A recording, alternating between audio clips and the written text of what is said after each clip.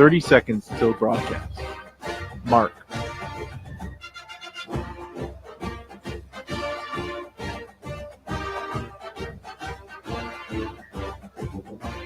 Check 1, 2. Here we go.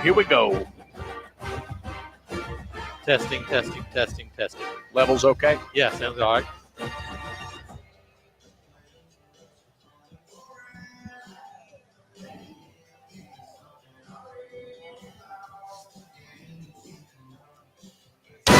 From the Auburn Sports Network and Playfly Sports, Auburn baseball is on the air. Exclusive game day coverage begins with the leadoff show. Now, let's go out to the ballpark. If you believe that this is a practical world and you can count only on what you earn, so you believe in work, hard work, then you've come to the right place. This is the proving ground. This is SEC baseball. This is where you separate the men from the boys. Hello, everyone. War Eagle, welcome to another evening of Auburn Tiger baseball alongside Jason Caldwell. I'm Brad Law at Plainsman Park. Yahir Mendoza is in your Skyview studios tonight. Butch Thompson's troops have hit their way to a 14-3 start. They have the fifth best team batting average among conference units, and they have done that behind a blended lineup of veterans and newcomers. The pitching has been steady as well. Vanderbilt's own 14-3 record has been built on its arms and its feet. Commodores steal an average of 2 bases a game. It is a picture-perfect night to begin to separate the Auburn men from the Vandy boys. And we'll talk to Coach Thompson about how to do it after this. This is the Auburn Sports Network. At Auburn University, we're not just learners, we're doers. In every corner of the state, Auburn men and women put knowledge to work, fueling the state's economy and building healthier, more prosperous communities. We partner with local leaders to solve local challenges and create access to opportunities that benefit all. To learn how Auburn's at work in your community, visit auburn.edu/acrossalabama. This message is sponsored by Auburn University, the Alabama Broadcasters Association, and this station. It's that time of year again, Auburn basketball. And as this year's team makes history, you can catch every second of the historic run at Baumhauer's Victory Grill. With 77 TVs, you won't miss a second of Auburn basketball while enjoying our famous wings, cold beer, and of course, gooey fries. And don't forget Tiger Talk on Thursdays throughout the season, live with Coach Bruce Pearl in-house discussing all things Auburn basketball. Located on 2353 Bent Creek Road off of Exit 57 on I-85. War Eagle. The passion, the tradition, the rivalries. SiriusXM is your destination for all things college sports, and we've got you covered. On SEC Radio, there is complete coverage of every school in the conference, including live games, plus 24/7 talk and analysis. So cheer along on the SiriusXM app and listen to your favorite team anywhere. And now you can get 3 months of SiriusXM free. Subscribe now. See all for details at SiriusXM.com/SEC Sports. Since Auburn Bank opened in 1907, we've been tested by world wars, pandemics, and plenty of troubled times. Through it all, we've not only survived, but thrived by staying true to our core values of sound money management and putting our customers first. And just as surely as more challenges will come, we'll meet them the way we always have, with your confidence and our experience. Auburn Bank, champions of you. Member FDIC, online at auburnbank.com.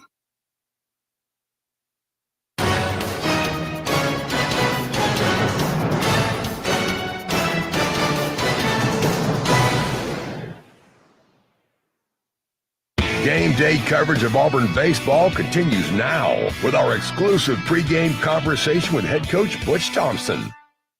Back at home and conference play is here. A lot of excitement always surrounding the SEC opener. Yeah, always. But the excitement's real. I've enjoyed this club. There's not much messaging now. It's time to go play. But I'll just tell them, man, I believe in my coaches. I believe in you guys as players. And this is one of the highlights of their life, getting to start a journey like this and go through it. All the things they're going to learn, all the things they're going to do that are going to be amazing, that they'll remember forever. But, man, can we just keep getting in that same rhythm that we've tried to work on and get to these first 17 games? Our strategies, the strike percentage, running till the defense stops you, that's all I'm asking for today, and go have a blast with it. Before we get into some of the specific molecular questions of tonight's game and this team, big picture, what do you know is true about SEC play after a couple of decades in this league and what it takes to win in this league? Yeah, if you play bad, you have no chance. If you play really good, you still cannot have success. I just know that I've always thought and believed that the top 12, 13 teams in this league are the top 25 teams. And it's reflected in the polls now after years and years. And I know players are allowed to get better. I've come up with that saying because, man, when you're young and not ready, this league will gobble you up. But if you hang in there, stay in the fight's another one. If you stay in the fight, you'll rise, you'll come back. And every team, it doesn't matter who's won the national championship or us hosting a regional 2 out of the last 3 years. There's tough times coming. And I do believe that tough times create strong men. And I think I got a bunch of returners that believe that, a bunch of leaders on this field tonight, like a Cooper McMurray, like a Fabian. Those guys have been through it and withstood it, stayed in the fight, and now they get a whole new slate, an opportunity to lead. We got the young guys in this lineup today because we don't get the conference play and change just because they're young. They're contributing. They're helping us. We think it's the best chance for us to win we think they're our best players, putting them out there in the ball game. So I'm excited about that. And this whole thing, we always come back and forth, and you're saying those two plus decades, how you hold up on the mound. That's probably the biggest thing because Vanderbilt has a good offense. Everybody's got a good offense in this league. We have a good offense. And how can we keep texturing and do things on the mound here to stay competitive now that conference play starts? That's really what I'm looking for. And I don't think there's new sequences. I think it's a continuation of trying to, mix these pitches and find that strike percentage and get off to a good start. It's good to be home. The next 2 weekends are on the road. But all we trying to get these young people to craft their minds around is today's ball game. Let's talk about this Vanderbilt squad. What do you believe to be true about the Commodores after the first 4 weeks of the season? Yeah, statistically they're top heavy. Now they're good throughout, but the 1, 2, and 3 hitters are legit. Can we take the sting out of their swing or keep, if somebody's going to perform up there, can it be one of them and not 2 or 3 of them?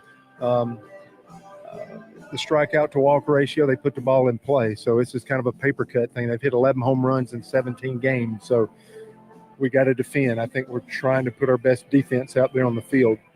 I think Dutton is a little more contact than maybe et cetera, who else we could bring in the ball game or start later on. And if you want to bring Myers, the long guy piece, he's not a huge, swing and miss type producer.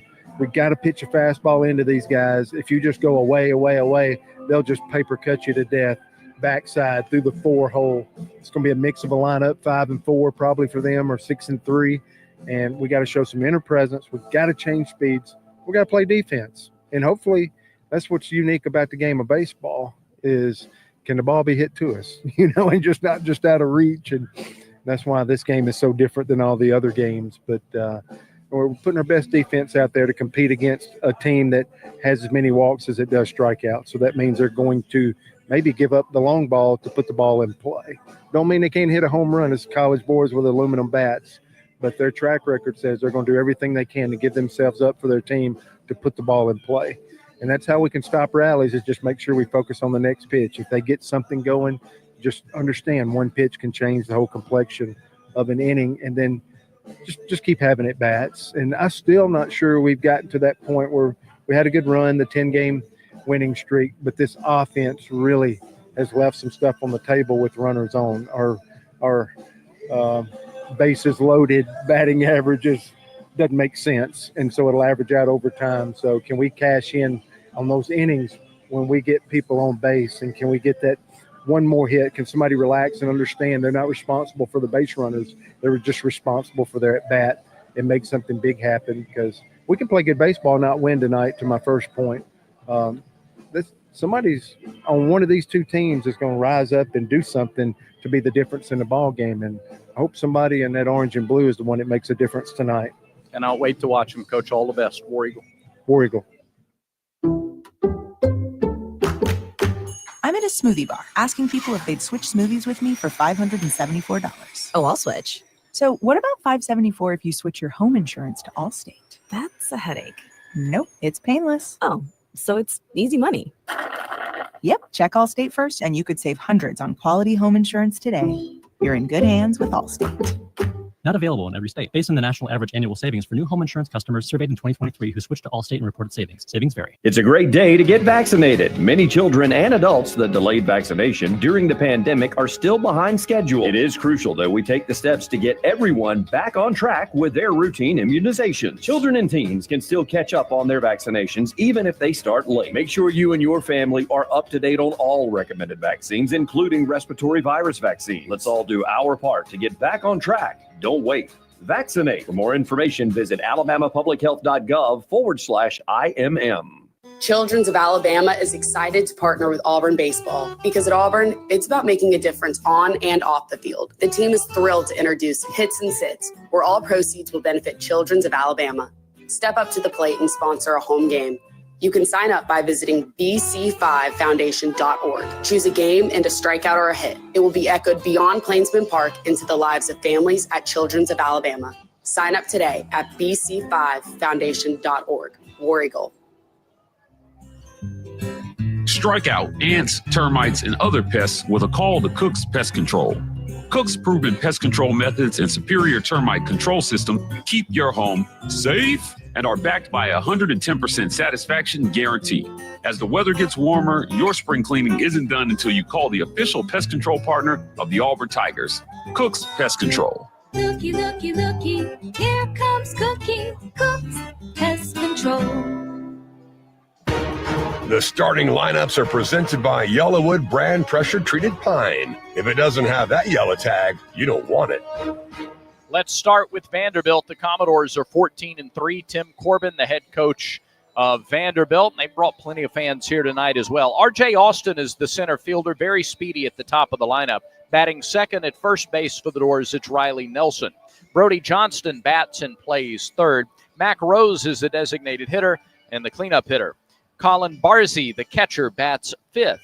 Batting sixth, it's the second baseman, Mike Mancini. Rustin Rigdon plays left field and hits seventh. Hitting eighth, the right fielder, Jacob Humphrey, and Jonathan Vastine, the shortstop, rounds out the order. Again, for Vanderbilt, it's Austin, Nelson, Johnston, Rose, Barzey, Mancini, Rigdon, Humphrey, and Vastine. For your Auburn Tigers, also 14-3 pre-conference, Butch Thompson, the head coach. Eric Snow, 3 hits in each of his last 2 ball games. He's playing second base tonight and batting leadoff. Cooper McMurray is the first baseman, batting second. Derek Fabian plays short and hits third. Cade Ballou is in left field for the Tigers tonight. He is the cleanup hitter. Batting fifth and catching is Chase Freilich. Chris Rembert is the designated hitter. He'll bat sixth. Bub Terrell in right field hits seventh. Hitting eighth and playing third base, it's Eric Guevara. And Bristol Carter gets the call in center field tonight. He bats ninth. Again, for your Tigers, Snow, McMurray, Fabian, Ballou, Freilich, Rembert, Terrell, Guevara, and Carter. Are you ready for SEC baseball? We have first pitch after one last pregame timeout. Some words from your local stations, and then it's time for Auburn baseball in the SEC. This is the Auburn Sports Network. Where were you when this happened? 21-20 Auburn. 9:05 in the first half. Quinterly works on Kessler. They leave him alone. He goes up, and it was blocked against the backboard by Smith. The other way, Jabari, free throw line, down the lane with the left hand. Good. My goodness, from coast to coast, Jabari Smith. Don't miss the next heart-pounding moment on the Auburn Sports Network.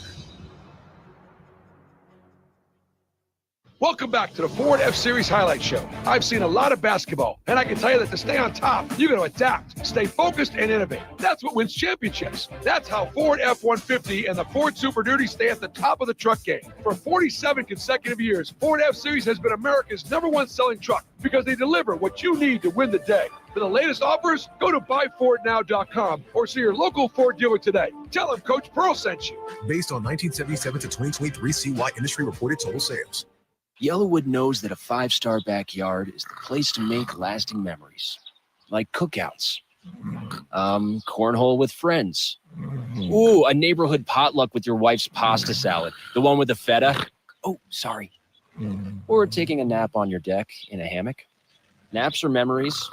I love naps. For 5-star backyards and the most memorable experiences, Yellowwood brand pressure-treated pine. If it doesn't have that yellow tag, you don't want it.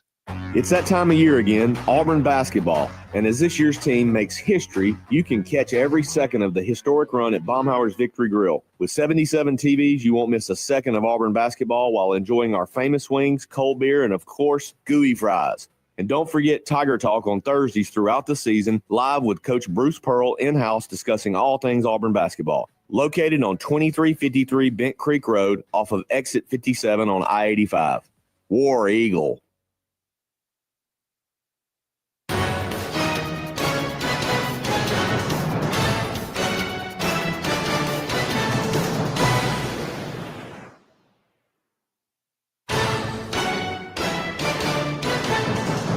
Exclusive play-by-play coverage of Auburn baseball is brought to you by the Alabama Department of Public Health. Don't wait. Vaccinate. Protect yourself and others by staying current on all recommended vaccines. Cook's Pest Control, keeping your home and business safe from pests and termites since 1928. And by Alabama Power, proud supporter of the Auburn Tigers. Alabama Power, power for a better Alabama. Just about set to go. Your Auburn Tigers have taken the field, and they're all blue jerseys, blue pants, white numerals and letters on the back, white script Auburn on the front with orange numerals, navy blue ball caps with a white AU logo. Defensively, Tigers set up like this. It is Cade Ballou in left, Bristol Carter in center, Bub Terrell in right. Third to first, Eric Guevara, Derek Fabian, Eric Snow, Cooper McMurray, Chase Freilich behind the plate, and Samuel Dutton, the senior, on the hill. The right-hander, 2-1 with a 1.31 earned run average. He makes his fifth start here this afternoon. 20 2/3 innings, 22 hits, 5 runs, 3 earned, 5 walks, 28 strikeouts. Teams are batting .286 against Samuel Dutton out of Westbrook Christian School in Southside, Alabama, the transfer from LSU. It is 6:01 Central Time. We're a minute away from first pitch. Let's pause 10 seconds for station identification on the Auburn Sports Network.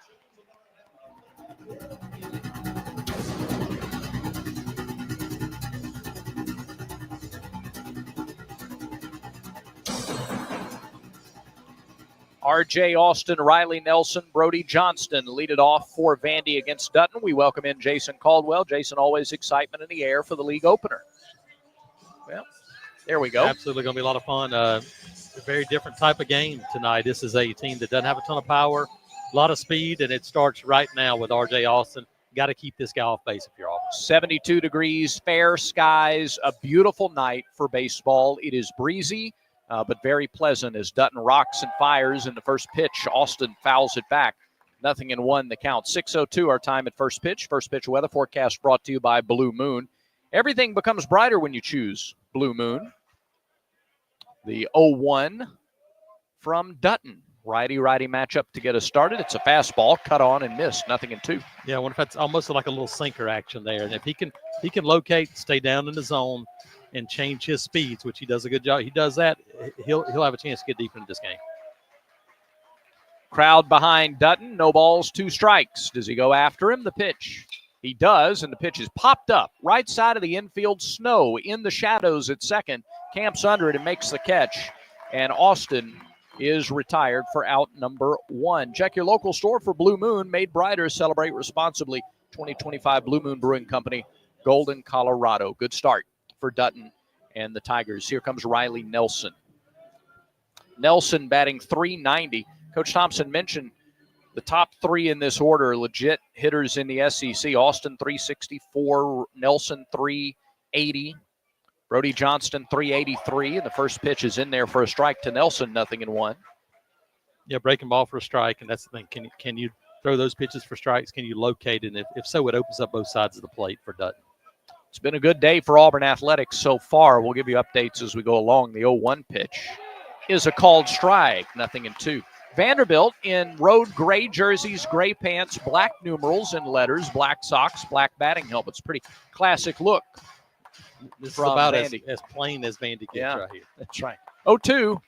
Breaking ball, wrapped out, right side into the shift. Took a funny hop on Snow at second base, but he gathered it and threw on to first for the out. Auburn went into the shift defensively after 2 strikes were on Nelson, and he grounded it right to Eric Snow in shallow right field. Thankfully, he was back enough that the lip did not impact him, but that ball hit squarely on the lip, gave him a bad hop, and he had to make a good play there, but had plenty of time. And now here's Brody Johnston, the third baseman. 3 homers, leads the team, 18 RBIs. First pitch fastball lined into center field. He went looking fastball on the first pitch. Dutton gave him one, and it's a single for Johnston with 2 outs. That'll be the thing. They know Sam Dutton wants to throw a lot of strikes, and he does throw a lot of strikes. And so can you mix it? He threw breaking ball for a strike on the first batter last time. You may have to do some of those things, throw breaking ball for the first pitch to kind of get them off, maybe sitting on a fastball early. Dutton hasn't thrown a ball out of the strike zone yet. So he had a pretty good idea he could have something to hit there, and he did. Now here is the left-handed hitting Mac Rose, the DH. He's batting .265 for the season.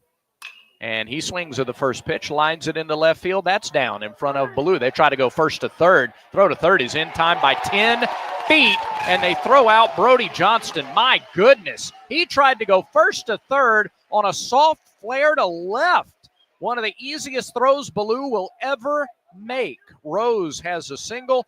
Johnston is out 7-5, and that's how the inning ends. No runs, 2 hits, no errors, 1 left for Vanderbilt. We go to the bottom of the first inning. Vandy nothing, and Auburn coming up next. This is the Auburn Sports Network.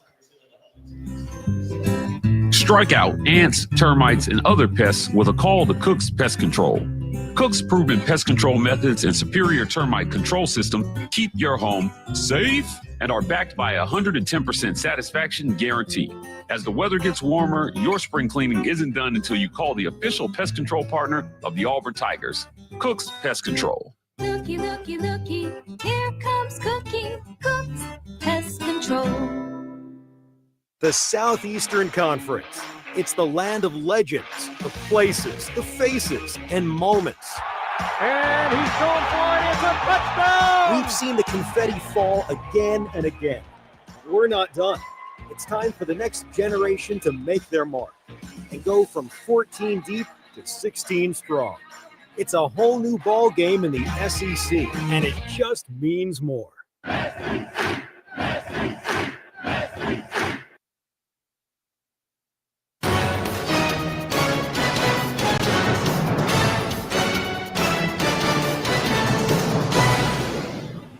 Couple of hits for Vanderbilt, but they had a runner thrown out at third on a flare to left. Cade Ballou with an easy toss into Eric Guevara for out number 3, and now it'll be Snow, McMurray, and Fabian to deal with J.D. Thompson, a junior left-hander.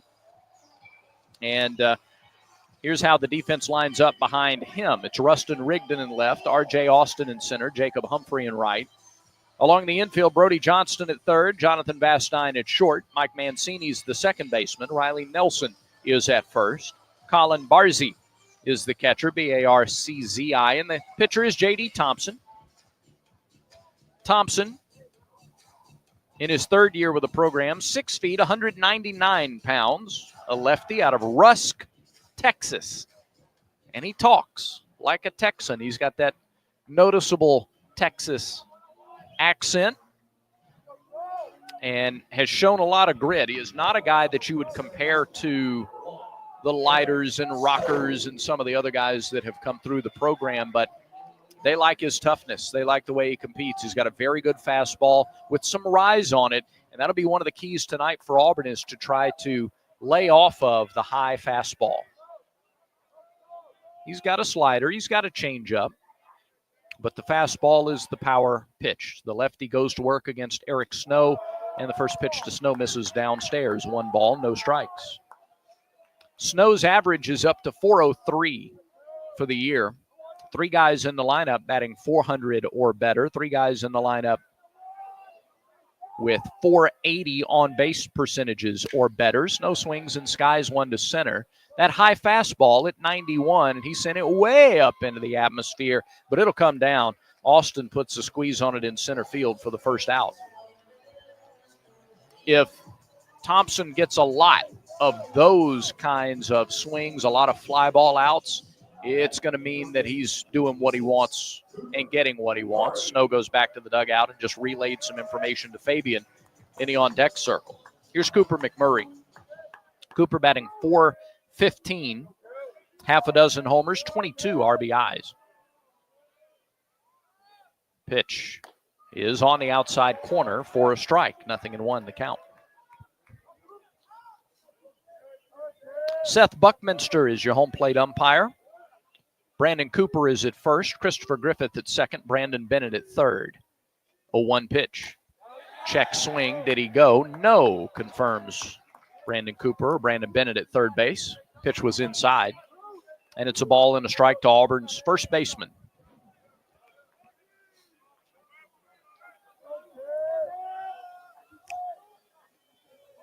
Thompson ready. He delivers. It's an off-speed pitch, and it's downstairs.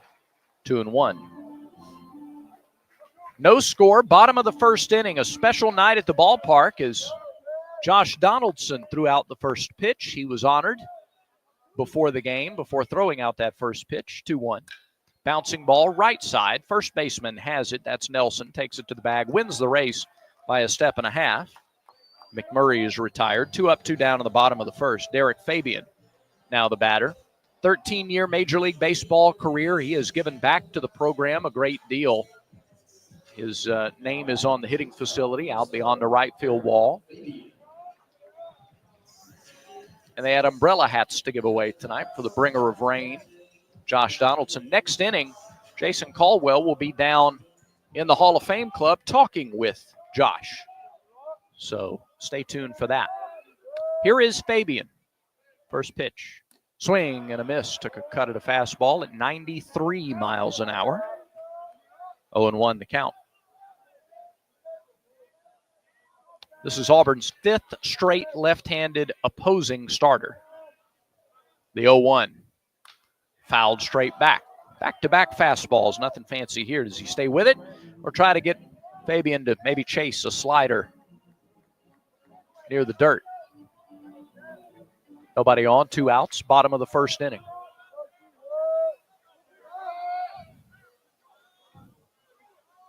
They play Fabian to hit the other way in the outfield significantly. 0-2.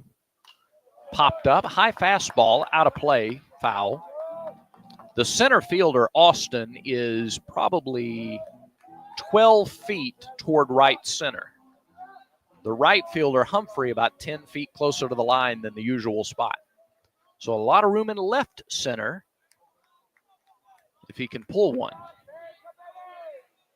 Count 0-2 to Fabian. The pitch. Missed inside. He flinched but didn't offer at it. That fastball has consistently been 91 to 93. And Thompson with a leverage count at 1-2.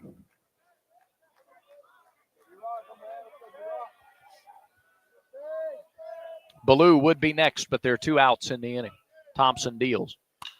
Fly ball, right center field. Austin tracks it, and he makes the catch. Got under it too much. A couple of fly ball outs in the inning. That's what Thompson wants. 3 up, 3 down goes Auburn in the first. We head to inning number 2. No score in the SEC opener. Auburn baseball continues in a moment. When the game is on the line, you want someone you can count on. At Alabama Jason, Power, we believe in consistency and having each other's back.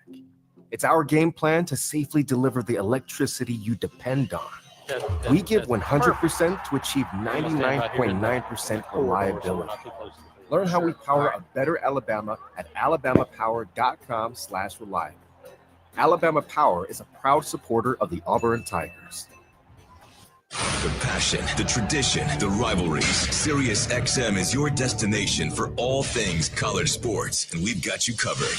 On SEC Radio, there is complete coverage of every school in the conference, including live games, plus 24/7 talk and analysis. So cheer along on the Sirius XM app and listen to your favorite team anywhere. And now you can get 3 months of Sirius XM free. Subscribe now. See offer details at SiriusXM.com/SEC Sports.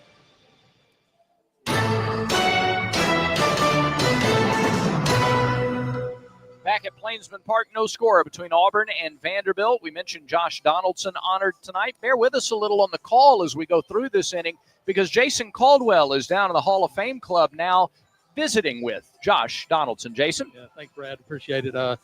Josh, man, first of all, what's it like to be back? And I mean, it probably feels a little weird for you that you're not in spring training because it's been long. What's it like to be back for an actual baseball game here? Yeah, I mean, obviously they've made some nice changes to the field. I mean, the ballpark looks amazing. The atmosphere is great. But yeah, I mean, it's different for sure. Not being out there between the lines, now just watching the game. But at the end of the day, it's great to be out here. I've always been a fan of baseball and enjoyed the game watching it. So to be able to watch the boys come out here and play a good Vanderbilt team is nice. Colin Barzey leads it off, the catcher for Vanderbilt, Samuel Dutton, with 8 pitches to get through the first inning, and he starts Barzey with a strike, 0-1. Yeah, Josh, for you, what your time at Auburn? Obviously, it was a fundamental part of your baseball career, but what was it like for you to have that time here? And obviously, you've given back to Auburn since you've been gone and gone on to bigger things. Yeah, I mean, I think one of the biggest lessons that I learned was the ups and downs throughout. Playing the game. Most kids when they come here out of high school, all of us were the best on the team. We all had a lot of success. I had a little bit different path to where, I came here, kind of struggled early on and ended up having to fight my way for a position, really. I started off doing the two-way thing and pitching just to try to get on the field and to battle through the adversity of kind of struggling as a freshman and then having some success as a freshman and then coming back, having expectations the year after that, and then the year after that, learning how to go through that and, worrying about getting drafted and all that stuff, being able to just focus on the game itself was some of the bigger lessons that I learned to ultimately have success. 1 out, nobody on. Mancini steps in. He takes a pitch outside. Barzey fell behind 0-2 and then hit a little tapper off the end of the bat. Back to Dutton. He threw it on to first for out number 1. Now Mancini, the second baseman, stands in with a 1-0 pitch from Dutton. Breaking ball missed high, 2-0. Josh, for you, could you have ever dreamed? I mean, everybody always dreams about doing the things you did, but do you still think about it going, man, I was an AL MVP and all the things you accomplished? Do you ever still kind of pinch yourself going, man, I can't really believe that happened? Yeah, I mean, I have 2 young girls now, so to tell them and, to hear my wife kind of explain it to them, I try not to say too much, but, my wife to say, hey, well, Daddy has done this and this, and, I'm sitting there, I'm like, well, yeah, it's kind of crazy to sit there and think about it. There was a lot of times in my own head I didn't think that I was capable of doing what I was able to eventually do. So I think, so to have that kind of reflection and sit there and say, hey, man, I was able to accomplish this. I was able to do this. And I was fortunate enough to have a lot of great people around me and a support system to, really keep my mind in the right spot and focused on the right things. 3 balls, 2 strikes, the count to Mancini. It was 2-0, and then Dutton fought back to even it up. Now the count's full. Payoff pitch. Breaking ball hit hard to McMurray, right to Cooper at first on 3 hops to the bag for the out. Couple of ground ball outs in the inning. 2 away, nobody on. When you're here now and look at this place, how crazy is it to see the atmosphere, everything that's happened at Plainsman Park, really in the last 8 to 10 years? Yeah, it's amazing. I mean, the ballpark. When I first signed here, I remember Baseball America was a big thing. Auburn and Plainsman Park was #1 in the country. Yeah. Really for probably 10 or 15 years, it really kind of stayed the same. And now to see the renovations, because I think the competition around the league has done crazy things to you're getting amazing ballparks, and then now to see somewhat of a facelift of Plainsman Park, but it still holds its kind of same atmosphere that it had, same character. It does, nothing's taken away from the ballpark before. It's just really added to it. And I think that's great. You got the stands in left field. You got the suites down right field line. Obviously, you got the facility back in the cages behind right field. And That's a familiar name on it. yeah, which for me, I told Butch, I was like, look, I wouldn't have ever done that if it wasn't for Butch and me knowing how an amazing, coach that Butch is and what he meant to me. And obviously, for me, I wanted the kids at Auburn to be able to not to feel like they were missing out on something. And now I feel like they have it right at their their fingertips right now. Anything that they want to be able to get better, to be able to expand past Auburn, but also have success here at Auburn. 1 ball, 2 strikes, the count. Rigdon fouled a couple off. Last one was high. 1 ball, 2 strikes, 2 outs. The pitch from Dutton. Fastball, called strike 3. At the knees, the fastball, and Rigdon is retired, and Dutton works a 1-2-3 second inning. Yeah, Brad. Well, real quick, Josh, you mentioned Butch. This staff and the impact they're having, the things they're doing now, what does it mean to you to see Auburn baseball with these guys leading the way? Yeah, I mean, who knows to say if I'd be back today if it wasn't for those guys. Gabe Gross was with me when I was a rookie in baseball. There was a few times when he brought me back into the hotel room and, to give me some perspective on some things. And, obviously Butch and Carl were here. Carl was very big in my development as a hitter whenever my time was here. And then Butch was, kind of that father figure away from, family life or anything, really to ear that I could talk to and at any time that I needed. And to know when you know Butch's heart and where it's at, I've never heard a bad word spoken about Butch. And he's been around the game a long time. And for no one to ever say anything bad about someone, that speaks a lot. Yeah. Josh, man, we appreciate you. Thanks for giving us the time, and enjoy your night here. And thanks for everything you've done for Auburn baseball. No, thank you, and thanks for having me. All right, great stuff, Jason. Great stuff, Josh Donaldson. Thank you very much. We go to the bottom of the second. No score between Auburn and Vanderbilt. This is the Auburn Sports Network. For 70 years, Max Credit Union has been more than just a financial institution. We've been a part of your community, your milestones, your dreams. So again, give us At a little Max, grace you're there. not just a customer. You're a member, a neighbor, a friend. So as we celebrate 70 years of trust, service, and financial growth, we want to say thank you. Thank you for choosing Max, and thank you for letting us be a part of your journey. Max Credit Union, 70 years strong and just getting started. Federally insured by NCUA. Southeastern Industrial Contractors offers the path to a productive and successful career for hard workers of all ages, especially young people looking to jump straight into the workforce. Southeastern Industrial Contractors is now hiring for great-paying skilled trade positions. Managing partner Derek Harville is a proud Auburn University graduate with deep roots in the community. Give him a call at 334-209-6355 to learn more. Southeastern Industrial Contractors, 334-209-6355.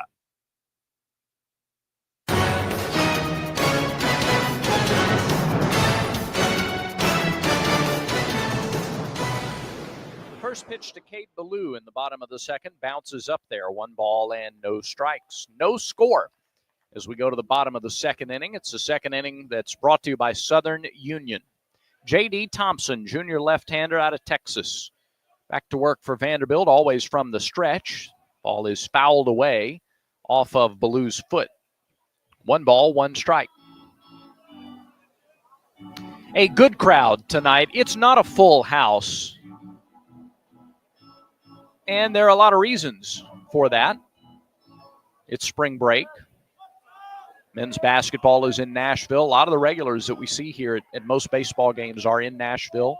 And you have 2 other events going on tonight. 2-1 pitch. Missed a little high 2 balls and a strike.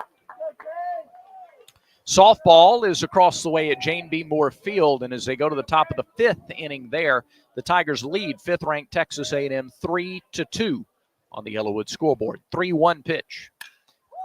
Line drive on a hop to second. Mancini has it, goes to first for the out. 1 away in the home half of the second inning. Also on the Yellowwood scoreboard, women's tennis came from behind to beat Alabama earlier today in Tuscaloosa, 4-3. Tigers took the doubles point. and then took enough singles matches to beat the Crimson Tide at their place. Men's basketball, a winner today over Ole Miss, 62-57 in the SEC tournament. Auburn and Tennessee will play tomorrow at noon. Chase Freilich steps in. He takes a ball upstairs, 1-0. There's a new path to the Plains. It runs through Southern Union State Community College, move seamlessly to Auburn, complete a bachelor's degree in select programs by taking courses at Southern Union and Auburn concurrently. 1-0 pitch. Freilich shows bunt, then yanks the bat back and takes a strike. It's 1-1. Let Southern Union put you on a path to the Plains. Bottom of the second, no score. Vanderbilt with a couple of hits. Auburn looking for its first. Freilich against the shift. The full shift is on a 1-1 pitch. And he taps one foul off the right side up the first base line. A ball and 2 strikes. Thompson hasn't gotten ahead of everyone with the first pitch, but he's done a good job of pitching from ahead, of getting ahead. He's coaxed a couple of fly balls, a couple of ground balls. And now he's got Freilich in a 1-2 count with 1 out. The pitch. Swing and a miss. Got him chasing an off-speed pitch down. So Thompson has retired the first 5 that he has faced, and Chris Rembert will take a turn now at the junior left-hander. Gymnastics will get underway against LSU here in about 35 minutes over at Neville Arena. So with a lot of stuff happening on campus and spring break and basketball at the SEC tournament, not every seat is full, but it's still a big crowd. Good crowd. Yeah. You're right. We talked about it before the game. First pitch to Rembert. High, pop fly, shallow center field. Here comes Austin all the way in. About 10 feet shy of the infield dirt. He makes the catch, and just like that, the inning is over. So Auburn goes in order in the second. No score through 2 at Plainsman Park. Stay close. Auburn baseball continues in a moment. I like what I like, and I do what I want. If what you like is getting the highest payouts, getting the most free play, and finding more of your favorite games on a spacious upscale gaming floor, then Wind Creek Montgomery is your kind of fabulous. No matter what fabulous means to you, you'll find it here. Wind Creek Montgomery. Gambling problem? Call 1-800-GAMBLER.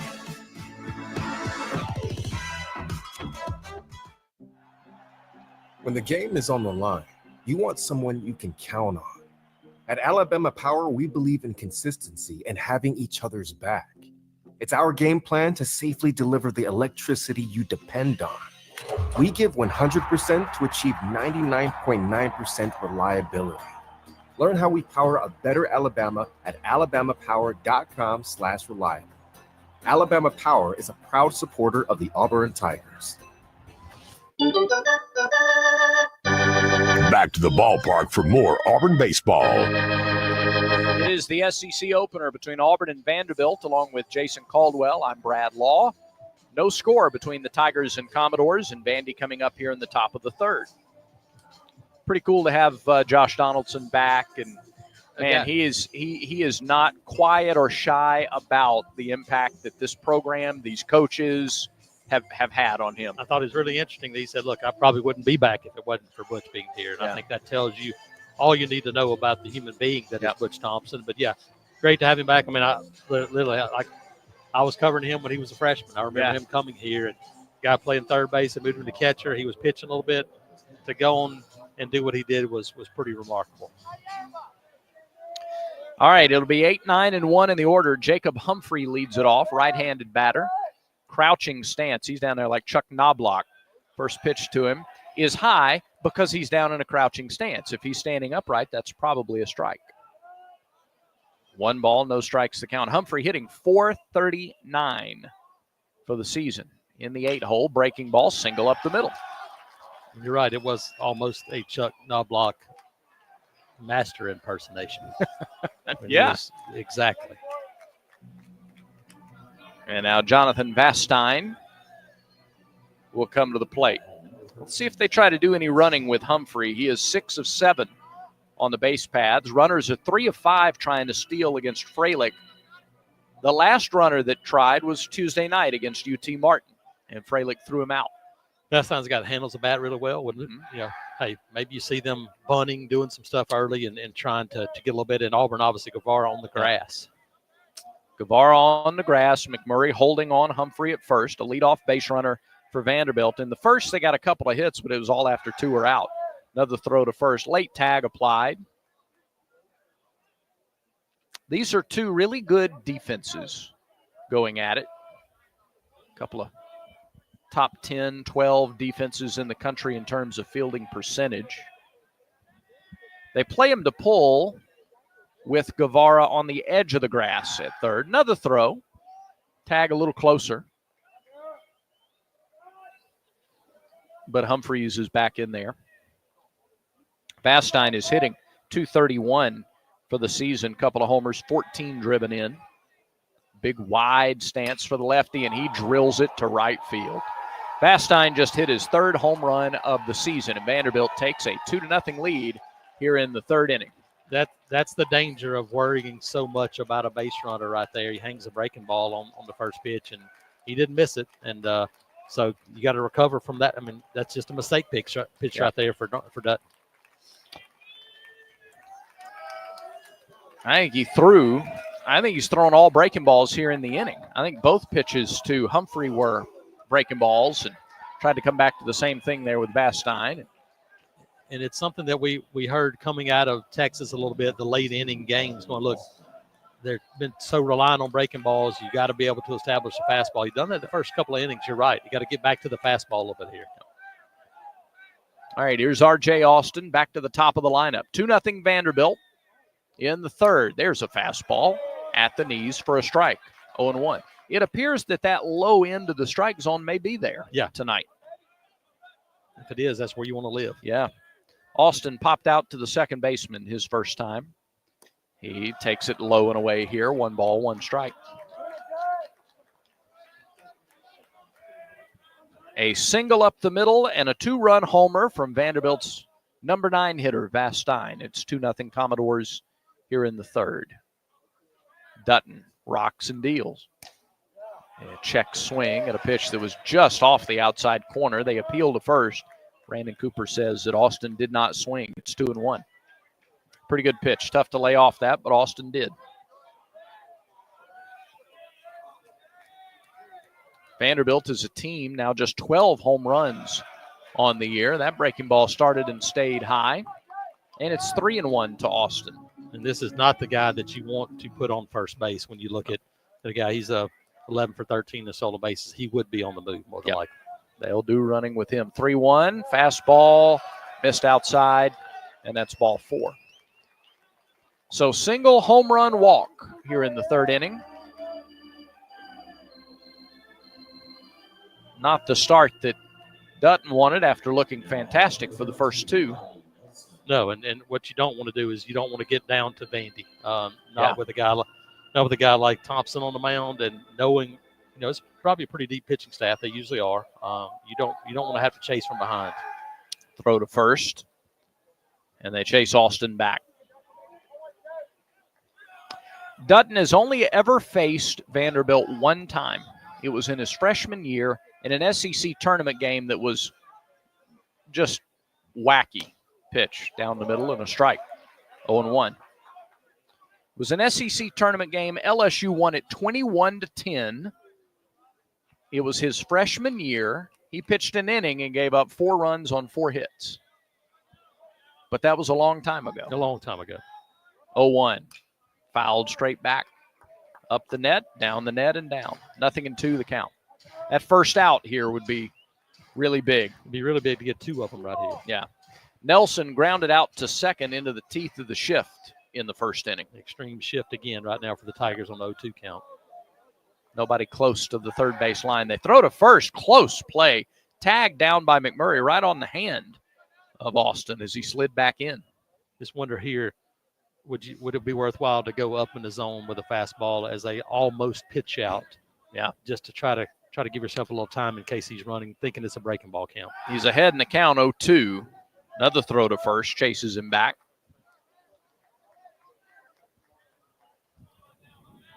Just making him do up downs over there. 2-0 Vandy, top of the third. Dutton from the stretch. Austin bluffs going. Pitches a breaking ball, fouled at the plate to Nelson, still 0-2. These teams will play tomorrow at 11 a.m. It was originally scheduled for 6, but by now you're most likely aware of the weather that's forecast to come through. And so they moved the game tomorrow up to 11 a.m. Here's the 0-2. Nope, another throw to first. And again, Austin is back. Yeah, good idea. Just give everybody a chance to get home. Yeah.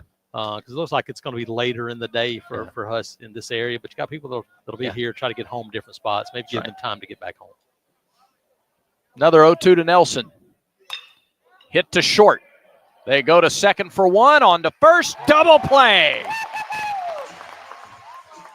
Well, it's exactly what you wanted. Guevara moved over to the shortstop position. Yeah, the conventional 5-6-3 double play. That's right.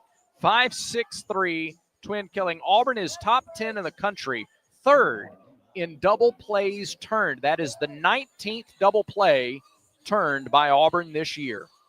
Just what the doctor ordered.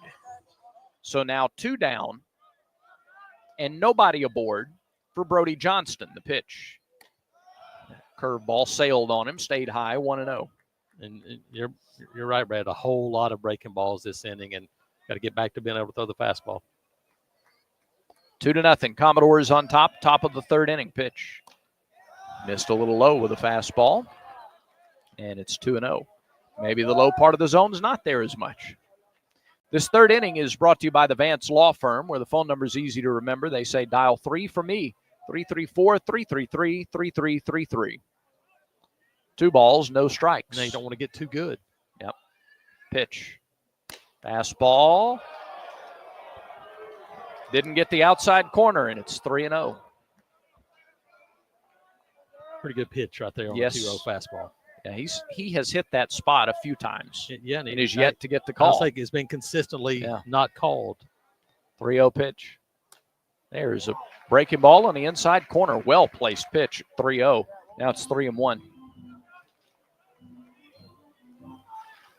Saw Dutton last Saturday before the ball game, walking around the concourse. 3-1 pitch. Swing and a miss. High fastball, and now the count's full. And he was wearing a weighted vest and getting just walking around with a weighted vest. Yeah. How much is that? 80 pounds. Mercy. But it's legs. Yep. Pitching is all legs, and get you deep into games, you got to have those legs. Payoff pitch. Swing and a miss. He got him. At 94. 94. That's up there for Dutton. He reached back for a little something extra there. Came back in a big way. Gives up a single, a homer, a walk. Gets a double play, and then a strikeout. Really fine response from your senior right-hander in Samuel Dutton. Now we'll see if the bats can get going here for Auburn. 2 runs on 2 hits. No errors, nobody left for Vanderbilt in the top of the third. Through 2.5, 2-0. Commodores in front, and this is the Auburn Sports Network. Where were you when this happened? 21-20 Auburn. 9:05 in the first half. Quinterly works on Kessler. They leave him alone. He goes up, and it was blocked against the backboard by Smith. The other way, Jabari, free throw line, down the lane with the left hand. Good. My goodness, from coast to coast, Jabari Smith. Don't miss the next heart-pounding moment on the Auburn Sports Network.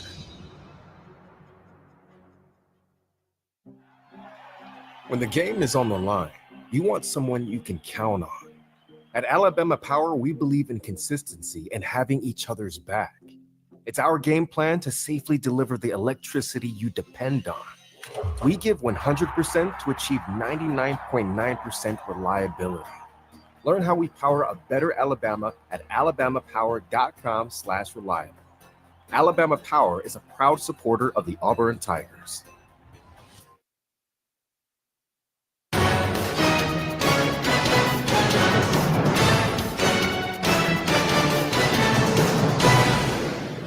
Two 2-0 Vanderbilt. They get a 2-run homer in the top of the third. So see what the bottom third of the order can do here against J.D. Thompson. He has been efficient and effective.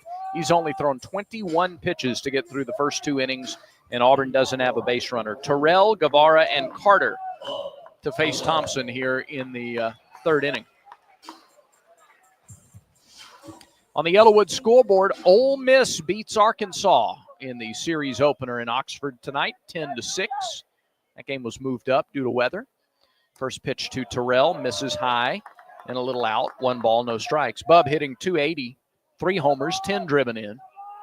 We'll give you some other games in progress on the Yellowwood scoreboard throughout this inning. The 1-0 called strike at the shins, 1-1. Yeah, I think patience is going to be important because, it's good stuff. He's got a mix of pitches, but he's not overpowering right now. And so Auburn's made contact.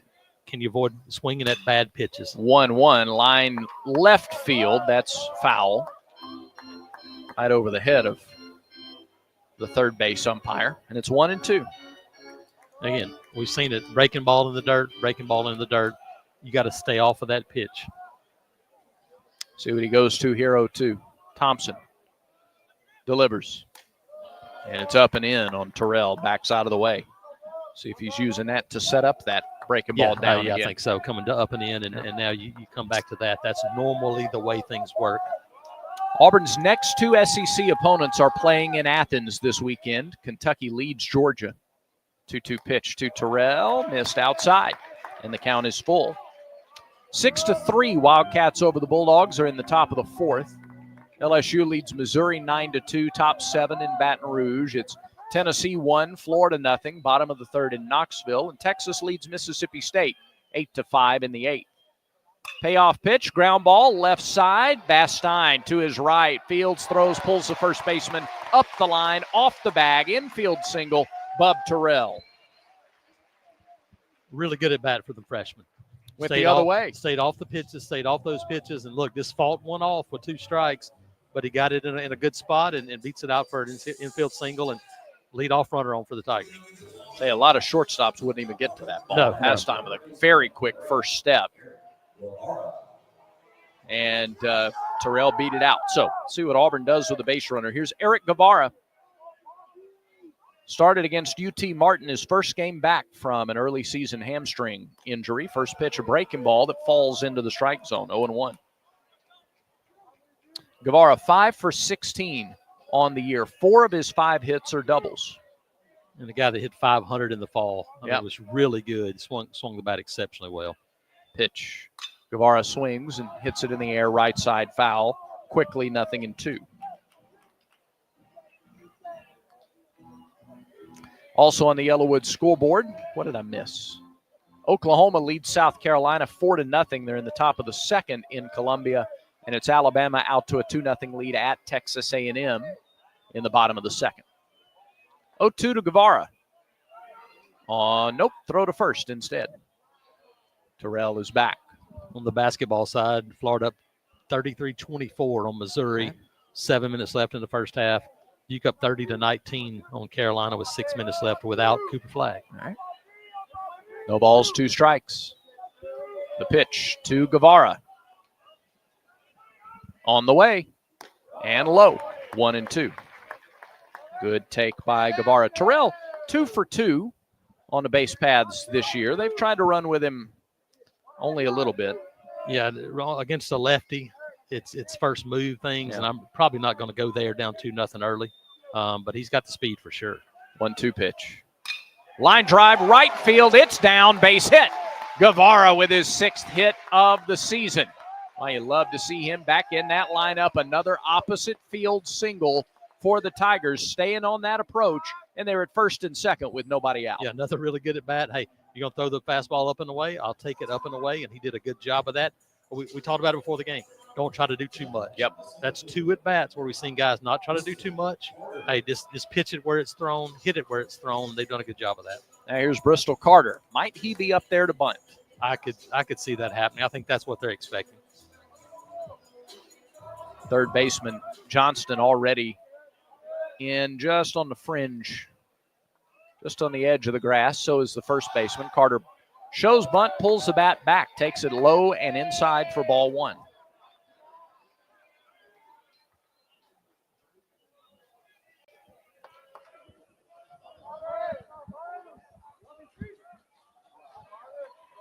First and second, nobody out, bottom of the third. Big hole on the left side, but Carter is squaring again. And Thompson spins and throws a lollipop down to second base. Terrell is back. Crazy basketball score of the night right now. Yes. Maryland scored 57 in the first half against Illinois in the Big Ten tournament. There's some Big Ten games where 57 is your end of game score. 1-0, called strike. Carter pulled the bat back and took it at the shins for strike one. Yeah, you're right. Low strike zone still there. It's there. That has been there. If it's so over far, the plate, not so outside far. No, corner, nope. but over the plate, you're right.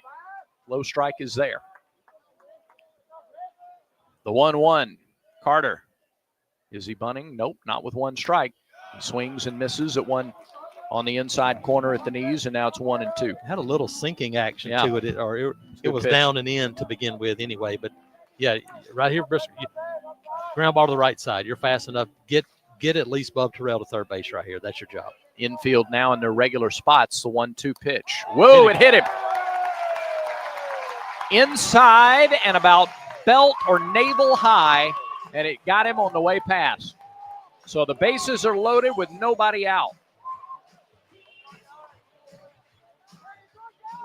All right, bases loaded, nobody out. Down 2-0 in the third. Got to take advantage here, and you love having the top of the order up. Yeah, I mean, Eric Snow's been swinging it as well as anybody on this roster. Yeah. A guy that's been aggressive. Right here, you got to wait for a pitch in the zone and don't help him out, but man, you'd like to get a little bit more momentum going here, base hit, and kind of keep it rolling. 21 pitches the first two innings, 14 so far here in the third. The pitch, low, ball one. Didn't give him that one, a little bit lower on that. That was at the top of the socks, I feel like. You're not just. Yep, just a hair. Just a little and there's low. a low socks on Eric Snow. That's right.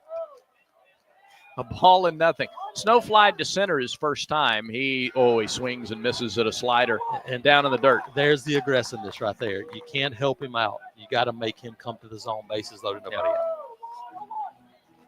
Carl Nonemaker coaching at third. Gabe Gross giving the hitting signals from the dugout. 1-1. Bounced up there, gets away to the on-deck circle. Here comes Terrell. He scores. Everybody moves up. And Auburn is on the board. It's 2-1. The wildest of wild pitches. And, it's here now because the wall is so short and it's because it's brick. You have to wait to see what the bounce is. Fortunately for Auburn, that was thrown so far offline that instead of getting that direct bounce, it bounced towards the Auburn dugout. That's right. 2 balls, 1 strike to Snow. A base hit here would give Auburn the lead. In all likelihood. Outfield playing deep. Pitch to Snow. Outside, ball 3. A walk would load him back up for McMurray.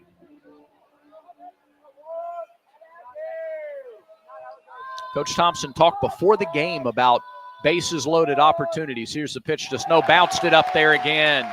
Blocked by Barzy. Bases loaded. 2 hits and 2 free passes. A hit batter and a walk, plus a wild pitch in this inning. And as composed as Thompson was in those first 2 frames, he has not been composed in this inning. No, credit Auburn with back-to-back 2-strike opposite field singles. Right, and that shows you right there. Yeah. If you just put the ball in play, good things will happen. They put the ball in play. The exit velocities on those 2 probably don't even show up. Right.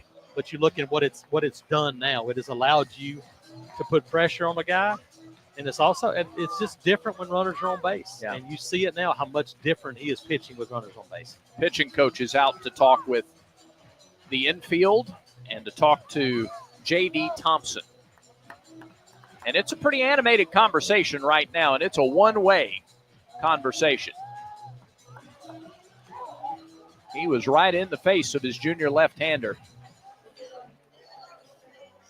Golden opportunity here for the Tigers. Bases loaded. Still nobody out in the inning. Back-to-back singles, a hit batter, a wild pitch, and a walk. It's 2-1 Vanderbilt. Auburn threatening. And you got a guy that hits lefties pretty well. This is not your normal lefty versus lefty with Cooper McMurray. For a slice to left center here from McMurray. He goes after a breaking ball in the dirt on pitch number 1. 0-1 the count to Cooper. Again, I think it's, you might guess right, but the aggressive approach right now is tough because he is a guy that has 4 different pitches. 0-1 to McMurray. Pitch. Upstairs. 1-1. I think another thing for Auburn right now, he has not been able to throw the fastball in the strike zone, and so he's having to come back to the breaking ball. Yeah. If you're Coop, maybe you can sit on the breaking ball because he feels a little more confident right now. 1-1. Swing and a drive to right at the right fielder, Humphrey. Tagging from third and scoring on the play is Guevara. We're tied at 2. That ball was roped. It was. Tattooed swing, but again, Cooper McMurray stays back, drives it, and hey, unfortunately, he hit it right at the right fielder, but he did his job. He got the runner in. Now, can you get a base hit to tack on here? That's just the first out of the inning, so you still got a lot of opportunity with these guys who have been consistent hitters coming up. Fabian, Ballou behind him, Freilich next. What an answer by Auburn, too. Yeah, because you hadn't had anything going. Yeah. Vandy with 2 in the top, Auburn with 2 in the bottom. Pitch to Fabian will have to wait as they spin and turn around to second, throw, and chase Carter back there. And it's always the story. How do you respond once you see a guy a couple of times? Yeah. Both teams have kind of figured out a little bit who can respond on the mound now. First pitch to Fabian. Will we see it? Yes. And he lays off that breaking ball in the dirt. Back foot breaking ball, and this time Fabian spit on it. 1-0 the count. Man, he had a pretty good swing the last time up. Yep. He got under it just a hair. We have seen the power from Derek Fabian, and we've seen him hit the ball really hard. He got a lot of room in left field right now. Fabian's hit 5 homers this year, credited with 4. The pitch, down and away, gets away from the catcher. Runners advance, heads up, base running for the Tigers. That ball didn't pop 10 feet away from Barzy, but the guys read it well. Carter down to third, Snow to second. Very heads-up base running there because you're right. Both those guys were alert, and as soon as the ball bounced away, they knew, hey, we're on the move. Now, can Fabian guess fastball? It's 2-0. Most of the time, that's a fastball count. Yeah, base open at first. Yep. The pitch. Swing and a foul back. He got a fastball at 92. And we talked to Gabe Rose before the game. He's like, good, can we stay off the one up in the zone? Yeah. That's probably a strike. Which is tough because his fastball has got a little rise to it. That's why. He's like, hey, but that hit 2-0 right there, that was probably close enough to be swinging. 2-1 from Thompson. Here it is. Upstairs, 3-1. That's it. You can't give in to a pitch like that. Now you got a very plus count if you're Derek Fabian. With Cade Ballou waiting next. 2-2 our score, bottom of the third inning. They've broken the seal on this one offensively. Now a big hit. Yeah. 3-1. Strike 2 called. First time that has been a strike tonight. Yeah, and around the letters. Ball too. Yep. You credit Barzy with that. So instead of bases loaded, Fabian's got to buckle down here and deal with the 3-2 pitch. Here it is. Swing and a foul back. He stayed down on a looked like a changeup. It was definitely an off-speed pitch. Definitely an off-speed pitch right there to try to get him off balance. Yeah, just to get a piece of that one to stay alive was a good job by Fabian. Runners at second and third. Carter and Snow at third and second, respectively. 1 out. 2-2 our score, bottom of the third inning. Thompson's ready again. Here's the 3-2. Swing and a line drive down the right field line. That's trouble if it's fair. It is a fair ball. It's in the corner. 2-run score. Fabian pulls into second. It's a 2-run double, and the Tigers lead 4-2. What a great job again by the Auburn batters this inning. Derek Fabian staying alive. We've seen it now for the third time, going with a pitch the other way, just inside the right field foul line, and what a huge swing. All 3 hits in this inning have been 2-strike, opposite field hits.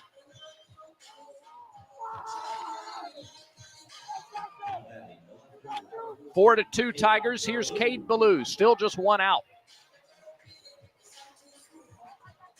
And this is a guy that can change it in a hurry, too, Cade Ballou. Runner at second. They've put 29 pitches into Thompson just in this third inning. He's got 50 for the game. First pitch to Ballou, chopper, foul over the head of Carl Nonemaker in the third base coach's box. 0-1 the count.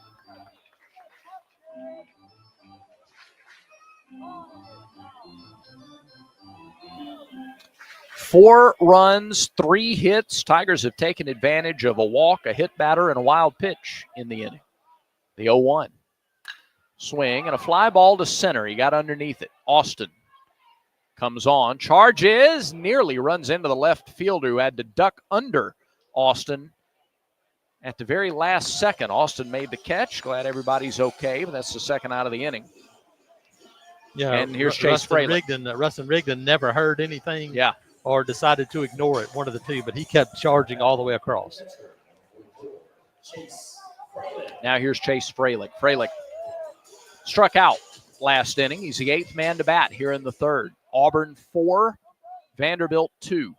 He has given Auburn some really good at-bats in these situations, and normally when that happens, it's back up the middle. That's where he's been at his best. Or left of second base. He goes the opposite way, too. First pitch. Hit him. Nope. Hit the bat. Foul ball. Thought that got a piece of Chase, but it got a piece of his bat instead. It's 0-1. Boy, it just feels different. Conference play, there's a little different buzz and electricity. Everything here is more important. Yes. It feels like every pitch is more important. 0-1 to the Auburn catcher. Here it is. Off speed, drops in for a strike. That's a good pitch. Fralick in a hole, 0-2. Again, right here, you just have to protect if you're Chase Fralick and try to put the ball in play. You got a ton of room on the left side, and a slow ground ball right here absolutely gives you a run if you hit it left of the pitcher. The 0-2. Line drive, base hit, left field, nobody there defensively. Rounding third and heading home is Fabian. No throw made, RBI single, Chase Fralick. It's 5-2. There it is. That's what he's done. He's such a professional at bat. 2 strike. Opposite field, base hit for the 4th time this inning. And yes, hey, that's when you have a shift and you have a guy that can handle the bat. We've seen Ike Irish do it so many times over the past couple of years. Chase Fralick's the same kind of guy. He handles the bat really well. You give him that much room, he's like, I don't care. I'm not trying to hit a home run. I want to put the ball through the left side. He did that. And that is not trying to get too big. It's not trying to do too. It's not going for the kill shot in the third inning of a game. Just having it bat. Have a good at bat. Here's Rembert. First pitch inside, ball 1. Tigers have batted around here in the third inning. 5-2. Tigers in front. Thompson delivers and misses with a breaking ball low. 2-0 the count to the Auburn freshman. Rembert got underneath an off-speed pitch, flew out to center to close the second. He's batting here in the third, 9th man to bat in the inning. Ton of power from this young guy. No question. 2-0 pitch. Swing and a foul back. Got a fastball, inner half of the plate, fouled it away. It's 2-1. Rembert, 3 homers, 14 RBIs on the season. You look up, though, and what else you've done, too, is almost 60 pitches now. Yep. Yeah. Almost 40 in the inning. Here is the 2-1. Rembert takes it for a strike off the outside corner, and the count's even at 2-2. And that's the pitch that has not been a strike so far this game. Yeah, if stuff's out of the zone, it's fine if it's consistent. Yes. It's really, you hear everybody everywhere echo that. Here's the 2-2. Bouncing ball towards short. Vastine fields underhand throw to second for the force. And the inning comes to a close as they force Fralick. But how about this ovation that Auburn will get from the fans here on SEC opening night? Tigers send 9 to the plate. They score 5 runs on 4 hits, no Vanderbilt errors, and 1 runner left on base. We are through 3 with your score. Auburn 5, Vanderbilt 2. Auburn baseball continues in a moment. Millions of Americans take medicine like Ozempic and Zepbound. Many of them are overpaying by thousands of dollars a year. These GLP-1 medications for diabetes, weight loss, and more may not always be covered by your insurance, but GoodRx can help. GoodRx helps you save every month on prescriptions at over 70,000 pharmacies nationwide. Best of all, it's free to use. Check GoodRx to save on GLP-1s. Just go to GoodRx.com/GLP. That's GoodRx.com/GLP. GoodRx is not insurance, but can be used instead of insurance, including Medicare and other federal and state-funded programs. This is the story of the one. He's responsible for keeping a leading healthcare facility clean and safe. And he trusts Grainger's high-quality HVAC cleaning and safety products, combined with their world-class supply chain, to consistently deliver, ensuring he's covered inside and out, so he can focus on keeping his facility clean to help protect the health of everyone inside. Call 1-800-GRAINGER, click Grainger.com, or just stop by. Grainger, for the ones who get it done. Back to Plainsman Park for more of SEC opening weekend. Big third inning. All the offense in the game happened in the third. 5-2, Auburn in front. Derek Fabian with a 2-run double last inning, a part of the offensive onslaught for Auburn. And all 4 hits came with 2 strikes and went to the opposite field. So now Dutton pitches for the first time with a lead tonight. And we'll see how he responds here in the fourth. Middle third of the order, Rose, Barzy, and Mancini due up for Vanderbilt. Yeah, what's likely the biggest inning of the game now for Sam Dutton and for Auburn. You always hear Butch talk about shutdown innings, how valuable that would be right now for Sam Dutton. Infield plays Rose to pull. He singled his first time. Singled to left. First pitch is a breaking ball that misses outside for ball 1. Rose singled to left with Brody Johnston at first base. And on just a soft looper, Johnston tried to go first to third. Ballou threw him out by 20 feet. Yeah, probably 20. Here's the 1-0. Breaking ball hit to third. Guevara gloves it off the dirt, throws across in time, 1 out. Inside out swing by Rose and a slow roller out to Guevara at third base. So 1 down. And Colin Barzy is the batter. He hit a little tapper back to Dutton while Jason was interviewing Josh Donaldson earlier. Dutton got ahead of him 0-2 and then got him out early on a breaking ball. There's a fastball. That was a pretty good pitch. I guess Seth Buckminster called it inside for ball 1. Keep it down there, though. That level, you'll be in a pretty good spot if you're Sam Dutton. Absolutely where you want to live. 1-0. Called strike at the elbows. Yeah. Well, it evens out, doesn't it?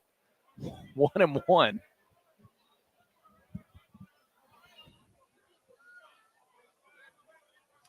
Right-handed hitting Barzy. Hits one out to short. Little liner, little BP line drive to Fabian. Kind of off the end of the bat there, I think. Just a liner right out to Derek, who caught it at short for the second out. Yeah, hit it off the end of the bat, pulled it. 2 up, 2 down. And Auburn is an out away from that shutdown 1-2-3 inning. Correct, yep.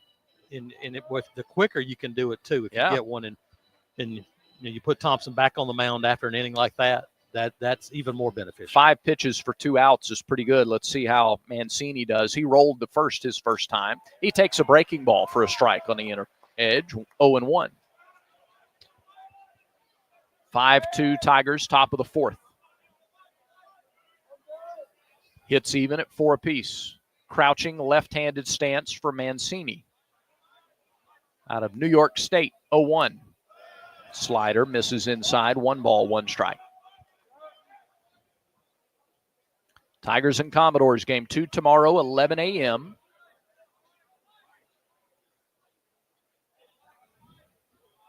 Dutton looks home. He's got his pitch call, holds the glove in front of his face into the wind, 1-1. Breaking ball, tapped foul at the plate. It's 1-2. As we pause 10 seconds for station identification on the Auburn Sports Network.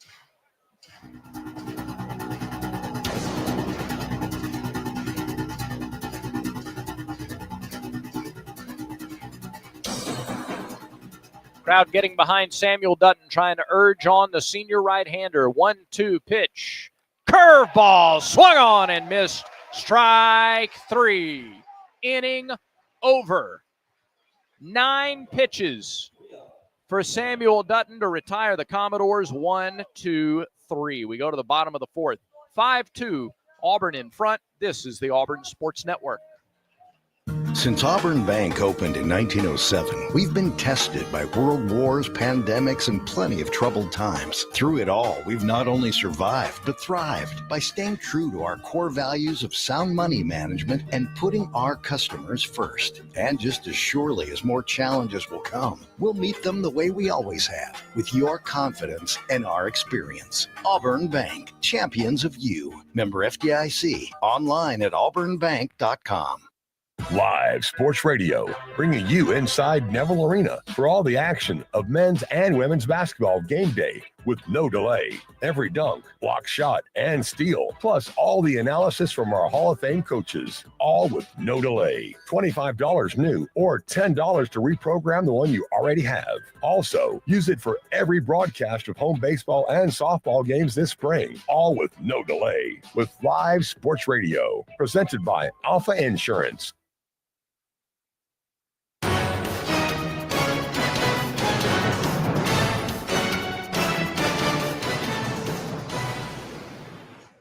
Well, after scoring 5 in the bottom of the third, Auburn goes out, shuts down Vanderbilt in order in the top of the fourth. So Auburn right back out there offensively in the bottom of the fourth inning, and it'll be the same three that started the third: Terrell, Guevara, and Carter. Bottom third of the order. Got it going. For both teams. For both teams, yep. Yeah, Auburn was able to turn it over, and sometimes having base runners is bigger than one big swing. Yeah. Because it keeps the constant pressure on. Well, that's been the identity of this team through the first 17 games of the year. Runs. A lot of them have been solos. Right. Their runs have been because they've multiple hit innings, taking advantage of some mistakes, those kind of things. And it hasn't been like a 5-run inning. First pitch to Terrell is upstairs for ball 1. 5-run innings have been few and far between, but they're putting up big numbers because they get a run here and 2 Correct. there and 2 there. Pressure on. Right. 1-0 to Terrell. Oh, he lays off that breaking ball down on top of the plate, 2-0. And when Auburn starts to see that pitch consistently and lay off, that was kind of a turning point last inning. Certainly helped. 2 balls, no strikes. The freshman waits and takes a fastball for a strike. 2-1. That's okay. That's I mean, it was an outside corner fastball, good fastball, good take there. Now you're still ahead in the count. Just underway, bottom of the fourth. Nobody on, nobody out. 2-1 pitch, lined into left center field. Bastine reached out the glove to try and catch it, but it was just beyond his reach. A solid rope into single or into center for Terrell. He's got his second single of the night. That ball's 8 feet from Bastine and short, and he didn't have a chance to catch it. Yeah. I mean, it was by him before he could even move. So another leadoff single for the freshman, Terrell. Do you do any running with Bub here to lead off the inning now that last time you were down 2 when he was on base? No, but I wouldn't be shocked to see, hey, maybe let's start playing some small ball and chip away and add a little bit more here or there. But, Guevara takes a strike at the letters. It's 0-1. One of your better hitters, even though he's down closer to the bottom of the order because of that injury. You probably want to let him keep swinging against a lefty. He singled to right his first time last inning. The 0-1 to Guevara. Another off-speed pitch. That one drops in at the knees for a strike. It's quickly 0-2. Can Auburn keep the pressure on Thompson? He's at 65 pitches with nobody out here in the bottom of the fourth. 0-2 delivery to Guevara. Here it is. Off-speed pitch. Swung on, foul tipped into the mitt for a strikeout. 1 down. Just got a little too aggressive. That is just the second strikeout for Thompson. So here's Bristol Carter with 1 out and Terrell at first. And honestly, I still wouldn't be shocked to see Bristol try to lay one down here because he's a really good bunter. He hasn't shown that a bunch this year, but that's one of the strengths of his game. Would you try to push it up the right side here maybe? There's a throw to first. If they were seeing if Bristol would give anything away, he didn't. Throw to first. Terrell was back standing. Carter was hit by a pitch behind in the count last inning. He shows bunt, and he does try to push it up that right side, but fouled it off the plate up into the air. 0-1 the count. And it's interesting because Bristol, towards the end of the fall, and then in the preseason, was a guy that showed some power, and he's got a home run, but he showed some gap power and showed gap power the other way. And we've seen a little bit of that, but this is a guy that if he decides to groove one, he can make you pay, and he can really run. The 0-1 to Carter. Not yet. Throw to first. No tag applied. Tell you, not every seat may be full. Most of them are, and the ones here have certainly had a lot to cheer about so far. It's been a great atmosphere here for Friday night in SEC play. 0-1 pitch to Carter. He takes it low. 1 ball, 1 strike. Yeah, and every pitch you throw with runners on base taxes you just a little bit more.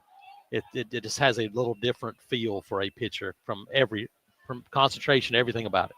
Pitch number 69 from J.D. Thompson. From the stretch. It's fouled straight back.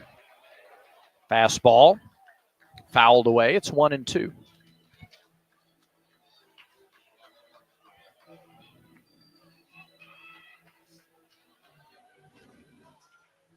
See how far Thompson has gone in games this year. Been above 75 pitches. 1-2. Hit in the air. A little soft liner. Shortstop Vastine has time to go out and get it a couple of feet on the center field grass for the out. And now 2 are down with Terrell at first. In on the hands, and he popped it up. And now is when you might take a chance to run. Yeah. You're back to your leadoff.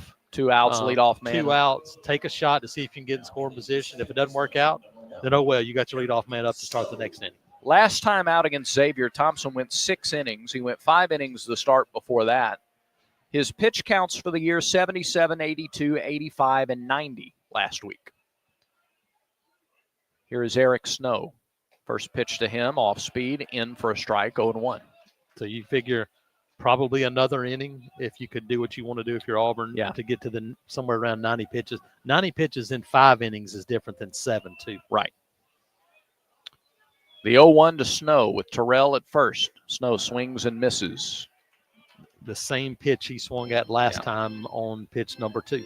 That little change-up kind of out of the zone. Yeah, change-up down and away, tough. Out of the lefty's hand to the right-handed hitting Snow. 0-2 the count. Thompson looks to first, looks home, throws to first. And they're not trying to pick off Terrell.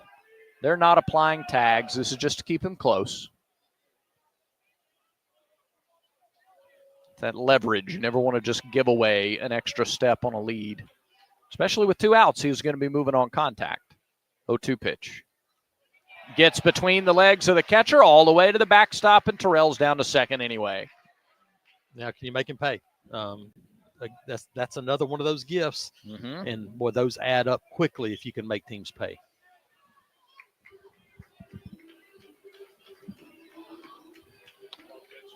It is a wild pitch, the second of the game for Thompson. Count a ball and 2 strikes. He was trying to make Snow fish after that one. Yeah, and he may come back to it again. Yeah. 1-2. Fastball fouled sharply up the right side.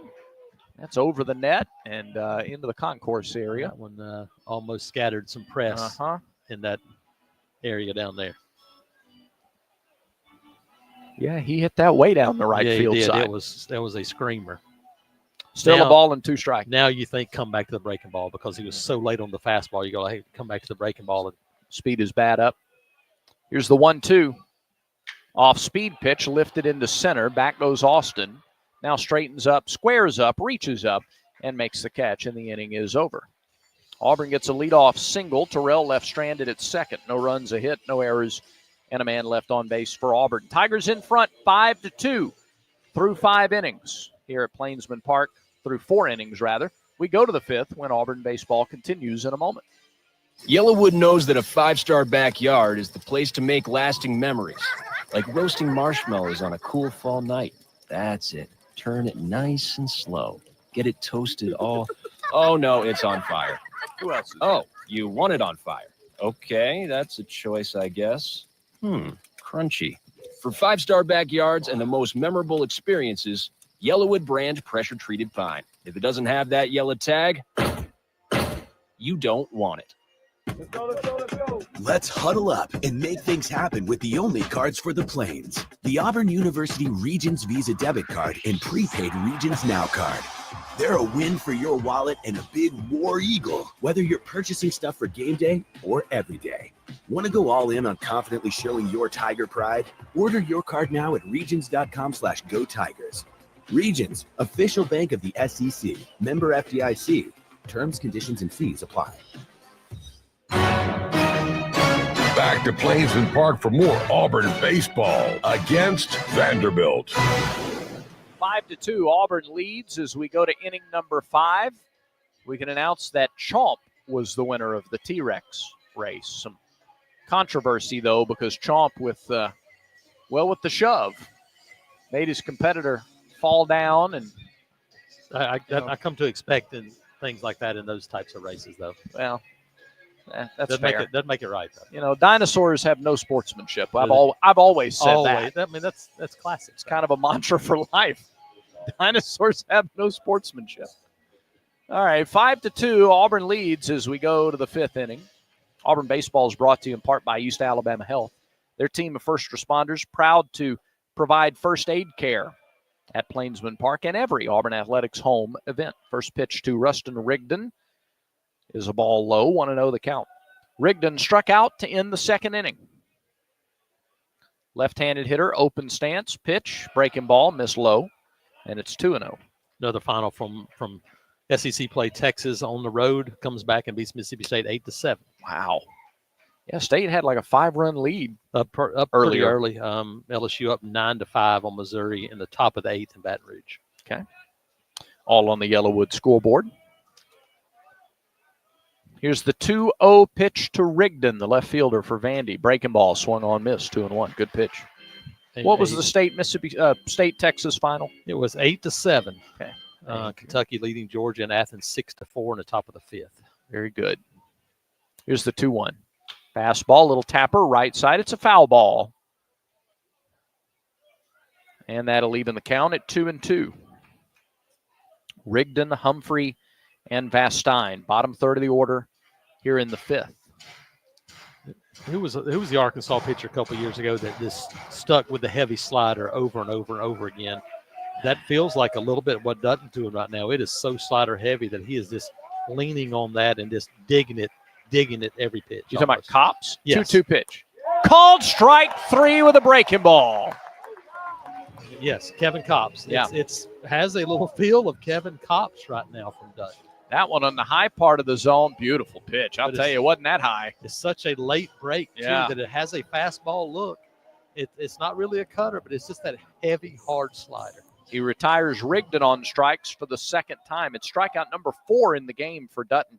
K-Counter presented by Kia of Auburn, where you're always number 1. Yeah, breaking ball for a single his first time up. Here's Humphrey, right-handed hitter, breaking ball lined over the glove of Guevara and into left field. So he's hit breaking balls for singles twice in the game. Big wide turn at first, but Humphrey has to head back to the bag, and that draws the applause of some of the Auburn fans here. They applaud Ballou for getting it back on the infield quickly. 1-out single for Humphrey. He's 2 for 2. Yeah, and he's had 2 really good swings on 2 breaking balls. It has not impacted him very much. Look, he's batting over 450 now on the year. Yeah, quick hands, compact. This guy's good. Yeah, that was your Chuck Knobloch guy, and Chuck Knobloch was pretty good. Now, before Vastine hits, they'll throw to first. Humphrey again, 6 stolen bases. He's only been caught once. And this was your breaking ball single home run here. Yeah, Vastine with a long homer to right. He swings and misses. Yep, that's what it was again, though. It's hard slider almost every pitch right now for Dutton. 0-1 the count. Vastine with a home run swing on that pitch, too. Maybe not a bad idea to stick with the off speed. Throw whatever changeup he's got. Wide stance, Vastine. 0-1 delivery. Inside corner at the knees for a strike, 0-2. And if you keep it right there, you'll feel really good about it. Same pitch. Yeah. Same pitch. You're not, I mean, that's not exaggerating. I'm telling you, it has that feel. I mean, we should see cops do it over and over and over again, and you either miss it or swing over the top of it. Here's the 0-2. Dutton deals. Runner goes. Swung on and missed. Throw to second is late, and it gets away toward right field. There will be no throw. Runner gets all the way around to third base, but the pitch was swung on and missed for the strikeout. Vastine retired on strikes for the second out. The throw from Fralick down to second. It wasn't a bad throw. It was just off the glove of Fabian. Yeah, Fabian just didn't look it in. Yeah, it's like he looked toward the runner and didn't see it into the glove. That's an error on Fabian right there. And well, you hope that one doesn't come back to cost you, because that's just a concentration play. It's a stolen base for Humphrey, his 7th of the year. He gets to third on the error by Fabian. Now 2 are out. Time to just tackle R.J. Austin. First pitch. Swing and a miss at a breaking ball. That looks like the pure curve. That was a little bit more. Yes, that's 72 versus 85, 86. Yeah, that's more of a, the regular overhand curveball a little bit. 2 outs. Runner at third, the pitch. Another curve, swung on and missed. Same pitch, same result. And now, what Dutton has done this year when he's had success like this is go right back to it. Yeah, you're right. Hey, but make sure now, if you're Fralick, a little bit further outside, make sure you block this one up if it's down in the dirt. 0-2. Swing and a little ground ball to short. Fielded by Fabian. He throws to first in time for the out. Great job of pitching there by Samuel Dutton in the 5th. He gives up the 1-out single and leaves a runner stranded at third. Couple of strikeouts and a ground out. No runs for Vanderbilt on 1 hit. No errors and a runner left at third base. Halfway home, 5-2 Auburn. Auburn baseball continues in a moment. It's a great day to get vaccinated. Many children and adults that delayed vaccination during the pandemic are still behind schedule. It is crucial that we take the steps to get everyone back on track with their routine immunization. Children and teens can still catch up on their vaccinations even if they start late. Make sure you and your family are up to date on all recommended vaccines, including respiratory virus vaccine. Let's all do our part to get back on track. Don't wait. Vaccinate. For more information, visit alabamapublichealth.gov/IMM. Strike out ants, termites, and other pests with a call to Cook's Pest Control. Cook's proven pest control methods and superior termite control system keep your home safe and are backed by a 110% satisfaction guarantee. As the weather gets warmer, your spring cleaning isn't done until you call the official pest control partner of the Auburn Tigers, Cook's Pest Control. Looky, looky, looky, here comes Cookie, Cook's Pest Control. This is Auburn baseball. Back to more of the Tigers and Commodores. Auburn leads 5-2 as the Tigers come to bat in the bottom of the 5th inning. Alongside Jason Caldwell, I'm Brad Law. Yahir Mendoza is in our Skyview studios tonight. And an already good night has just gotten a little bit better because Jason brought cookies. And anytime Jason brings cookies, things get a little bit better. So we get a couple of runs from the chocolate chip. Tigers get a couple cookies here in the bottom of the 5th. That'd be just fine. Overhand breaking ball from Thompson starts McMurray with a strike, 0-1. He's landed that pitch for a called strike as much as he has anything else. Here's one, it's 0-1. They've already shifted. Yeah. Pitch. McMurray takes it outside and low. We've seen Cooper do this before and take a shot at bunting one the other way. I would not be shocked to see that come again right here. Hey, if you bunt it hard enough, you might get a double. Even a shortened swing here just to hit it the other way before there are 2 strikes. The 1-1, swing and a miss at a let up, and it's 1-2.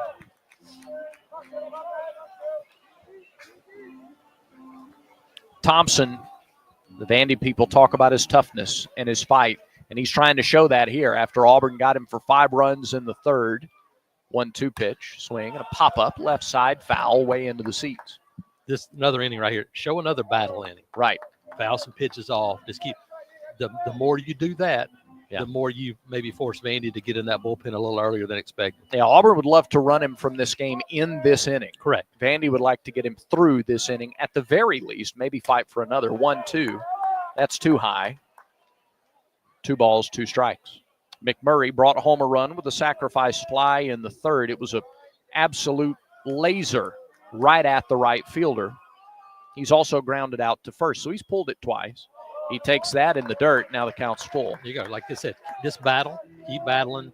Another foul ball here, drop one into left center, and off we go. 4 of Auburn's 5 hits tonight have come with 2 strikes. There are 2 strikes the other now. way. Yeah, and the other way. They play him to go the other way in the outfield. The 3-2, breaking ball, missed high, ball 4. Tried to come back with the same pitch that he landed for a strike to start the at-bat. It didn't have enough break to it, so it's a good start to the 5th for Auburn. Leadoff man is aboard. 3rd straight inning the leadoff man has reached for Auburn. That's how the pressure. We talk about the pressure. That's how that just builds. It just builds up when you do that. Derek Fabian's been swinging the bat well.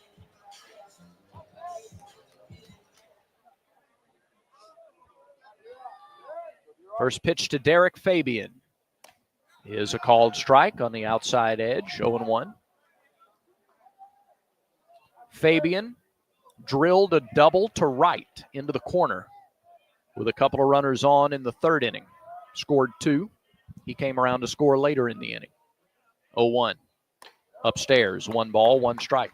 They actually play him to go the other way, and I've always now it showed up in the first at bat, but I've always thought him more of a pull hitter. Yeah. And so there's a ton of room in left center. A lot of room yeah, you're right. The center fielder, Austin's playing probably 7 feet to the right of straightaway. 1-1, popped up off the end of the bat, behind the plate and out of play. And it's 1-2.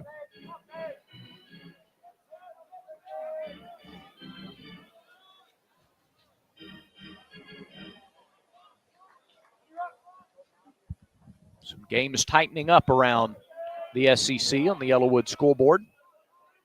First the 1-2 to Fabian. It's low, 2-2.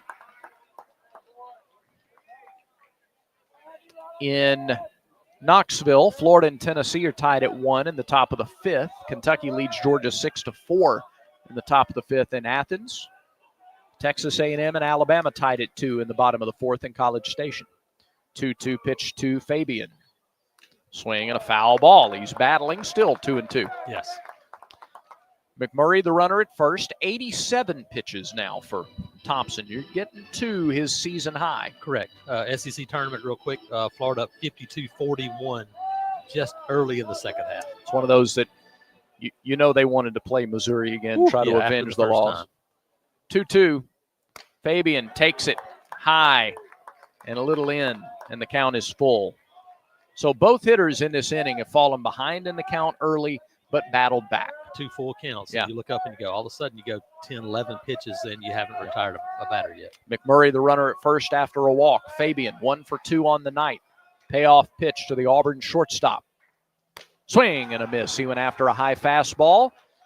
Probably that's out number 1. Yep. Good pitch right at the top of the zone.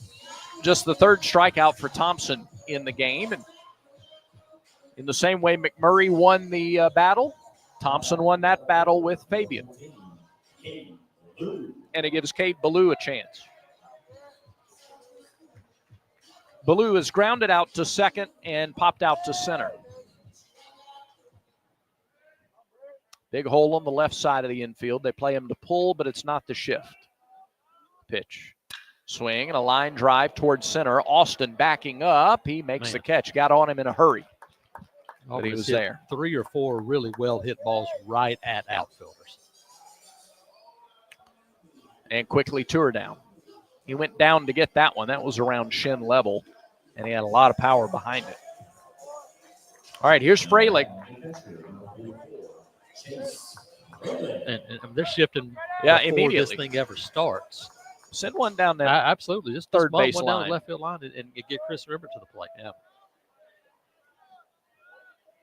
Shift on immediately. Freilich hit it the other way his first time. He swings here and fouls it off to the left. He absolutely tried. 0-1. I mean, if you were to hit a dribbler down the third base line, Cooper McMurray might score, and he's not very fast. With his tennis background, what do you just look for a little drop shot down the third base line? That's it. Here's the 0-1 to Freilich. High chopper up the middle. Second baseman takes it to the bag. He fields near the second base bag and takes it himself. It'll be a 4 unassisted force at short or at second base for out number 3. No runs, no hits, a walk, no errors, 1 left for Auburn in the 5th. We've played 5. Auburn leads Vanderbilt 5-2. And this is the Auburn Sports Network. Here's a clip from a recent Talking Tigers podcast with Andy Burcham. Men's basketball assistant Ira Bowman. I play for Fran Dunphy, one of the most legendary college coaches. I mean, I shouldn't even say coaches, people in college basketball. One of the most legendary people in college basketball. He is a true gentleman. He is what college athletics should be all about. He was one of the first guys to call me when the induction happened. It was fitting because he is now the head coach at LaSalle, and LaSalle was playing St. Joe's when they had the inductees come out on half court. So we walked out at the Wells Fargo Center, and Coach Dunphy's team is competing there to have it was a full circle moment for me. A new episode of the Talking Tigers podcast is released every Monday, wherever you listen to podcasts. Like and subscribe to the Talking Tigers podcast, only from the Auburn Sports Network.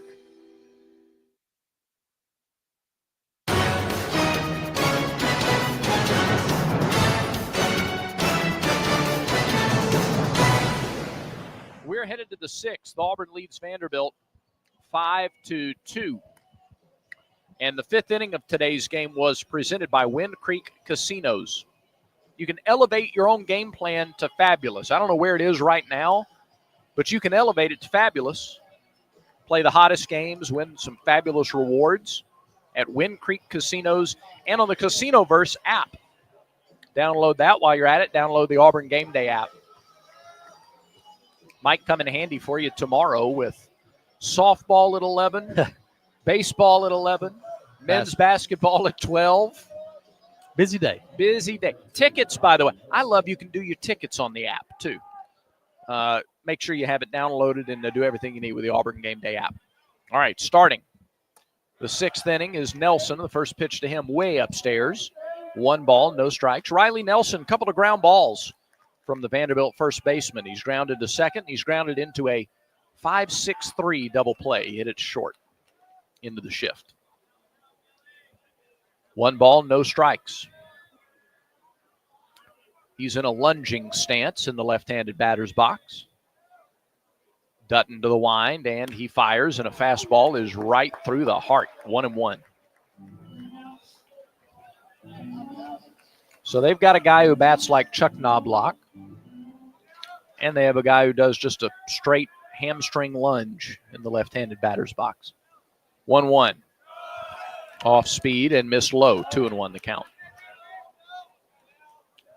Dutton just at 64 pitches. Pitch. Fastball. Good pitch. Really good pitch. Didn't right get there. the call. Man. The low strike has been there, but not on the outside corner. No, and this has been almost exclusively fastballs. See if he comes back to that slider look right here, even though it's 3-1. He threw it almost exclusively the last inning. 3-1 pitch. Breaking ball on the outside corner for a strike. Man, that's almost that's the overhand one that he threw to R.J. Austin. Yeah, he threw it a lot at the end of last inning after the slider for the first part. Come back to it again right here and see if you get a rollover ground ball. That would be the second best case scenario besides the strikeout. Infield goes into the shift. 3-2 pitch is lined back up the middle on the for a fastball. Base hit. Yep. That's Vanderbilt's 6th hit of the game. And they have a leadoff runner on base for the second time tonight. The other time it was followed by a home run. That's Vandy's offensive output tonight. Brody Johnston. That's the first. No, Johnston got a hit in the first inning. Johnston 1 for 2, a single and a strikeout in the game. Nelson with 4 stolen bases this year. The pitch. Johnston swings and drives one to left, but Ballou is there. Had him shaded a little bit toward left center, and it was hooking back toward him. Made the catch. Yeah, a couple of better swings for Vanderbilt, and if you're Auburn, you start to go, hey, what are you looking for out of Dutton? Obviously, if you get through 6, then you're going to 7. We saw John Armstrong run out there a little earlier, probably for more of a situational thing, but it's been Jackson Sanders has kind of been the backup guy behind Dutton, and we'll see if he begins to throw. There is a guy down there just starting to stretch. Not throw yet, but just stretching. It looks like Carson Myers. Yeah. Myers is a guy could go 3 and close out a game. Butch mentioned him in this game with the wind, throwing strikes, keeping the ball in the park. That would kind of be the recipe. Mac Rose, the DH. First pitch to him right through there, strike 1.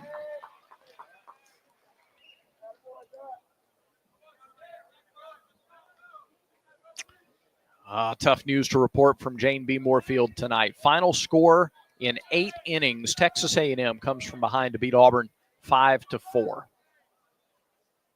0-1 to Rose, fouled back, 0-2. Well, that softball program, man, you can just see. You can see what's coming, it's so good. It is. It's going to be really good there. They've had about 3 heartbreaking losses in a row. You got to get there from a talent standpoint. Yeah. They're playing so much better. And so, they're going to get through, and this schedule has not done them any favors to start the year either. All right, 0-2 to Rose. He's 1 for 2, a single and a ground out. Chokes up with 2 strikes. Runner at first, 1 out. Top of the 6th inning, Auburn leads. They throw to first, no tag applied. Probably a good idea from Dutton there. Had to shake off and was on the mound a little bit longer, and so just kind of restart this 0-2 pitch. Softball led early 3-0, and A&M just chipped away and finally came back, won it in extras. Now the 0-2. Breaking ball, and he fouled it off of Freilich. Yep. Got a piece of him right there. Yep. Chase down to a knee. Auburn without Ike Irish for this weekend and next weekend. Yeah, I spoke to him before the game, and I said just soreness, and he couldn't, not much range of motion there, but feeling a little bit better, I think. I think he's confident he'll be back in a couple of weeks. The 0-2. Fastball, little topper. Left side, tough play, fielded by Fabian, charging, fielding, throwing to first in time to get the only sure out of Rose. That just a slow bouncing ball to the left of the mound, a high bouncing ball. Fabian had to come get it on the grass in front of second base, only 1 play there. That's the veteran, though, going, look, I know I don't have a play at second. I can take my time here, make a good play, make a good throw. Vandy got a 1-out hit last inning. Runner got all the way around to third, but with 2 outs. Dutton was able to kind of buckle down and get Austin to ground out to get out of the inning. Now with 2 outs, a runner at second. First pitch, grounder to third. Guevara, couldn't field it cleanly. It's off the front of the glove. It's off the webbing of the glove. Forward, kept it in front of him, but could not make a play. And so everybody's safe. They're at first and third with 2 outs. He rolled over the top of it, and I don't know if Guevara was impacted by Nelson running through, but he didn't get it in the glove. And you know what, too? You got a guy that's coming back from a knee injury, that's coming back from a hamstring injury.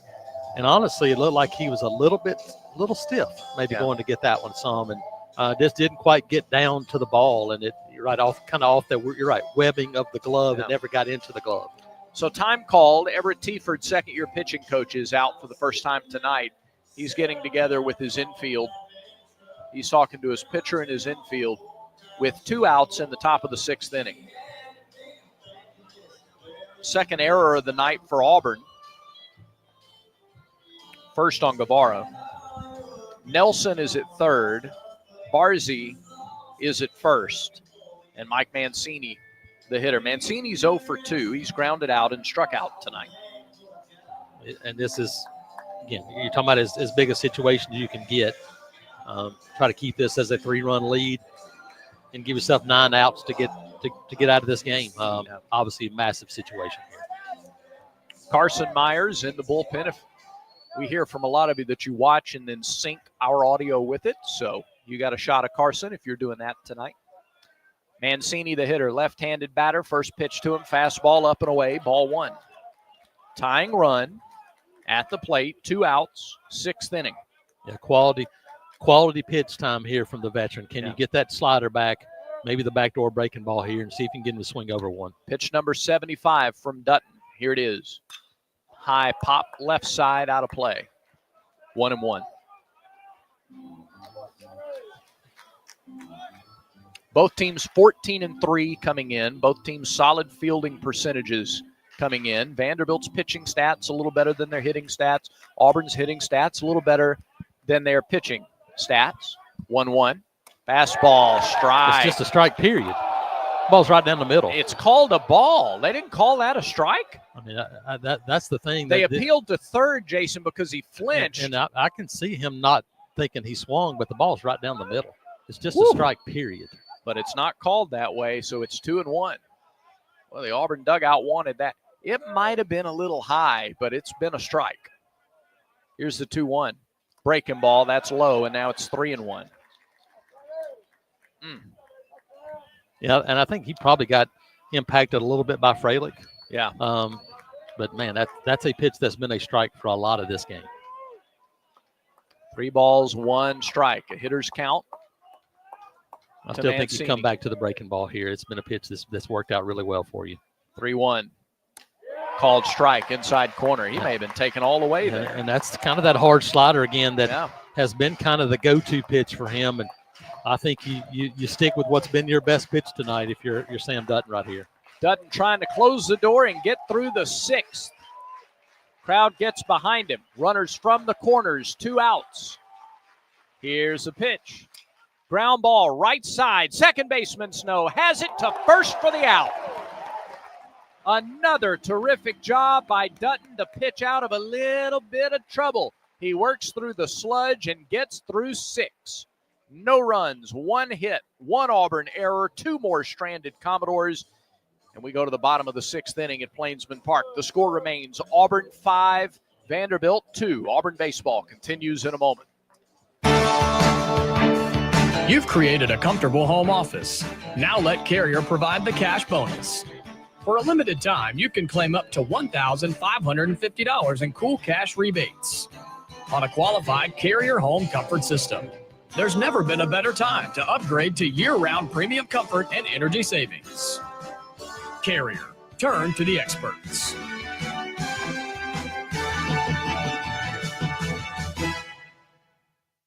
It's that time of year again, Auburn basketball. And as this year's team makes history, you can catch every second of the historic run at Baumhauer's Victory Grill. With 77 TVs, you won't miss a second of Auburn basketball while enjoying our famous wings, cold beer, and of course, gooey fries. And don't forget Tiger Talk on Thursdays throughout the season, live with Coach Bruce Pearl in-house discussing all things Auburn basketball. Located on 2353 Bent Creek Road off of Exit 57 on I-85. War Eagle.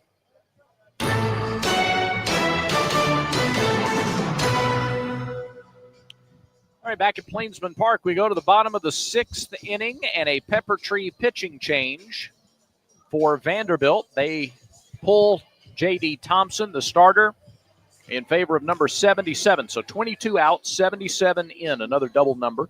This is Alex Kranzler, Kranzler,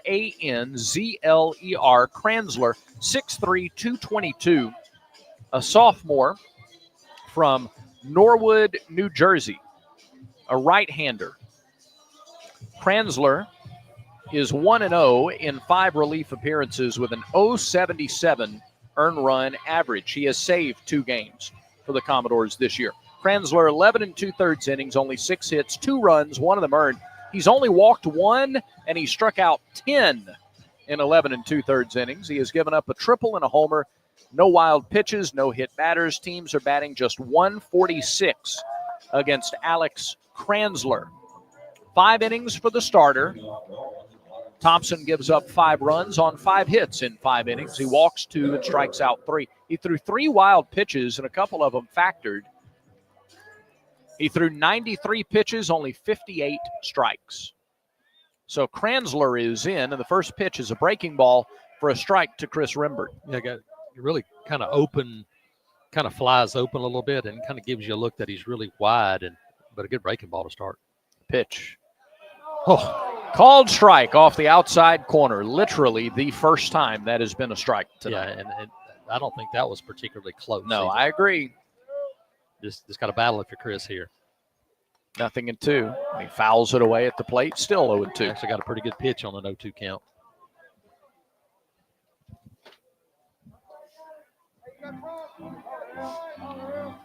Five to 2, Tigers lead. We're in the bottom of the 6th. Pitch. Swing and a line drive into left. Will it get down? Yeah, it'll get down. It'll short hop the left fielder, Rigdon. He had to play it on a hop. It nearly got by him. He at least off the hop, deflected it off of his glove and kept it in front. That's a single for Rembert. That was a hanging breaking ball, and Chris gets his first hit of the game. You know, get 0-2, and it's a fastball down the middle, then a breaking ball over the middle of the plate. And sometimes when you come in, you're like, I got to throw strikes. I got to throw strikes. Well, those were two really good two-strike pitches for Auburn because they weren't nibbles. Those were down the heart of the plate, and remember, made him pay. Another 2-out base hit, 2-strike base hit. First pitch, strike one. It's there now because that was maybe calf high. Yep. Bub Terrell is 2 for 2 tonight. He has scored a run. The 0-1 misses low, a ball and a strike. Well, he has shown really good strike zone recognition for a freshman. It's been the key for him, and being patient because he wasn't patient early in the fall. He really struggled trying to be too aggressive. Now's the time, though. You've gone the other way twice. You might get a fastball on the inner half right here. Throw to first. Just a show move over to first base. Rembert is back. Chris has a couple of stolen bases. You know, we haven't seen Auburn run. Now you got a right-hander on the mound. You got a lefty at the plate. Yep. This is an opportunity now where you might do a little running. The 1-1 to Terrell. Way outside. 2-1. 6 innings for Samuel Dutton tonight. You run him out there to start the 7th? I think so. Yeah? The veteran guy, he hadn't thrown a ton of pitches. I think you start him out there to 7th and see what he can do. 2-1, runner goes. Pitch is swung on and missed. The throw to second, not in time. Yes. Rembert is safe. Stolen base number 3 for Chris Rembert. Pitch was swung and missed. The count will be 2-2. And I think Tim Corbin is asking, I don't know what he's asking, but Seth Buckminster just looked over and said he swung. It's a strike. There was no interference. He never moved out of the batter's box. Now get him to third. 2-2. Swing, ground ball. It'll get him to third. It's fielded by the second baseman. One play to first. That is all.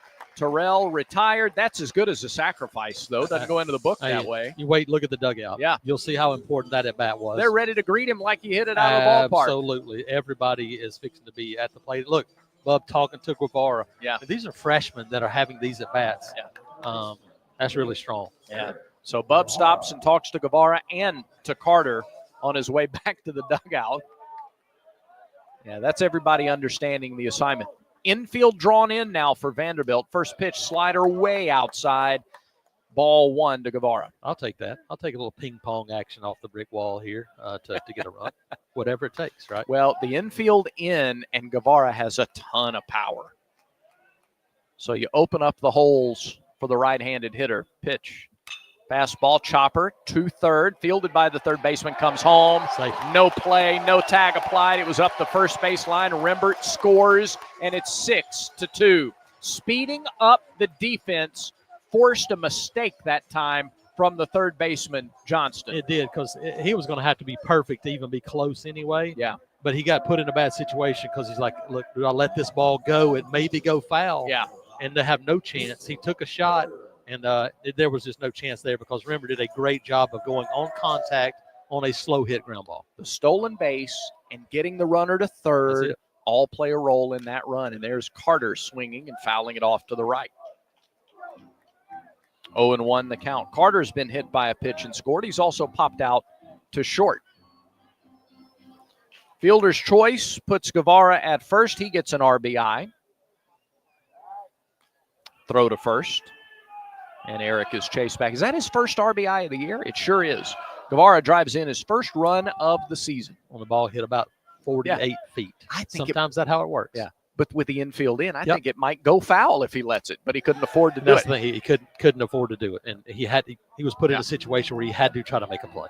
Check swing on a Fastball up and in. Carter did turn his shoulders and couldn't hold up, so now the count quickly 0-2. Battle time for Eric Snow here.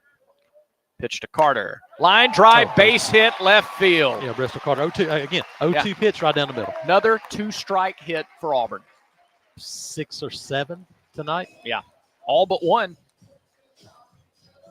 So runners are at first and second. That may be it. Yeah. Those are too good of pitches to be thrown on 0-2 counts in this inning. So with one out here in the bottom of the 6th, let's see. Have they given the signal? Haven't seen it yet. That's not Corbin, though. That's the pitching coach. Typically, it's Corbin that makes the pitching changes. 6-2. Tigers have added a run here in the bottom of the 6th inning. Let's remind you that SeatGeek is, they make it easy for you to find the tickets so that you can be a part of all the celebrations. The Auburn baseball team celebrating in the dugout at this juncture of the game. SeatGeek, whether you're buying or selling tickets, SeatGeek is the place to do it. SeatGeek's the official ticketing partner of the Tigers. Expect the expected SeatGeek. Got some people driving up to Nashville for the SEC tournament semifinals, maybe the championship game. SeatGeek might be a place to go. Now here's Eric Snow. Top of the order. Snow has walked and he's flied to center a couple of times. He takes ball one outside. Started him with a slider, and he's had trouble landing that slider for a strike this inning. Kranzler just hasn't been able to get it for a called strike. Yeah, it's been over the middle of the plate. Fastball to second. They go to second for one. On to first. He's pulled off the bag, and Snow is safe at first base. Nelson's asking for a review. I thought he stayed on the bag and then fell off as he was catching the ball. So looked like his right foot was still on top as he stretched, and then it came off, but they are reviewing. Yeah, we'll get a look at this here. Replay reviews are presented by Jackson Services. It's time to review your home's heating and cooling system. Choose Jackson Services. Comfort you can count on. Quick repairs to energy-saving upgrades. Jackson Services keeps Alabama homes running smoothly year-round. Visit jacksonservicesco.com. Jackson Services, an official carrier authorized dealer. We get another look in real time. I was with you, Jason, but now, look, I'll say this. First base umpire, Brandon Cooper, could not have had a better angle. Here's the other part of this one, too. Because there's softball going on, because there's gymnastics going on, there's only a couple of angles available tonight for this game. It may be very difficult to get a definitive angle on this. We saw on Derek Fabian's home run a couple of games ago that angles make a difference. Yes. And especially if you look at them or don't look at them. Right, yeah. That makes a real big difference. What angle do you have to look at? It does make a difference. So Kranzler keeps throwing pitches to stay loose. The umpires, here we go. That was pretty quick. It was quick. Centralized review. Yeah, he's out. So that's a double play, a 4-6-3 double play, and that ends the inning. I think that's the right call, and the inning is over. But Auburn gets a run. Tigers play some really effective small ball, get a runner on, get him over, get him in. They get a run on 2 hits. No errors, nobody left. Through 6, it's 6-2 Tigers, and this is the Auburn Sports Network. Recognized by Newsweek as one of America's best maternity care hospitals, East Alabama Health provides comprehensive treatment for mothers and babies throughout Auburn, Opelika, and the East Alabama region. And starting with the 2024 football season, we're pleased to partner with Auburn Athletics to provide a special Aubie blanket to each baby born at our hospital through a program we call Tiger Tots. For all your maternity care needs, trust the experts at East Alabama Health. This is Coach Bruce Pearl on the Ford F-150 Highlight Show. I tell my team that if we play smart, out-hustle the competition, and work hard each and every day, we can be winners. And you know what? That's how Ford F-150 does it too. Offering an outstanding combination of smart tech, power, and capability, F-150 is the key to help me win the day. Hey, why don't you see how the official truck of the Auburn Tigers can help you? Go to buyfordnow.com or see your local Ford dealer today. War Eagle.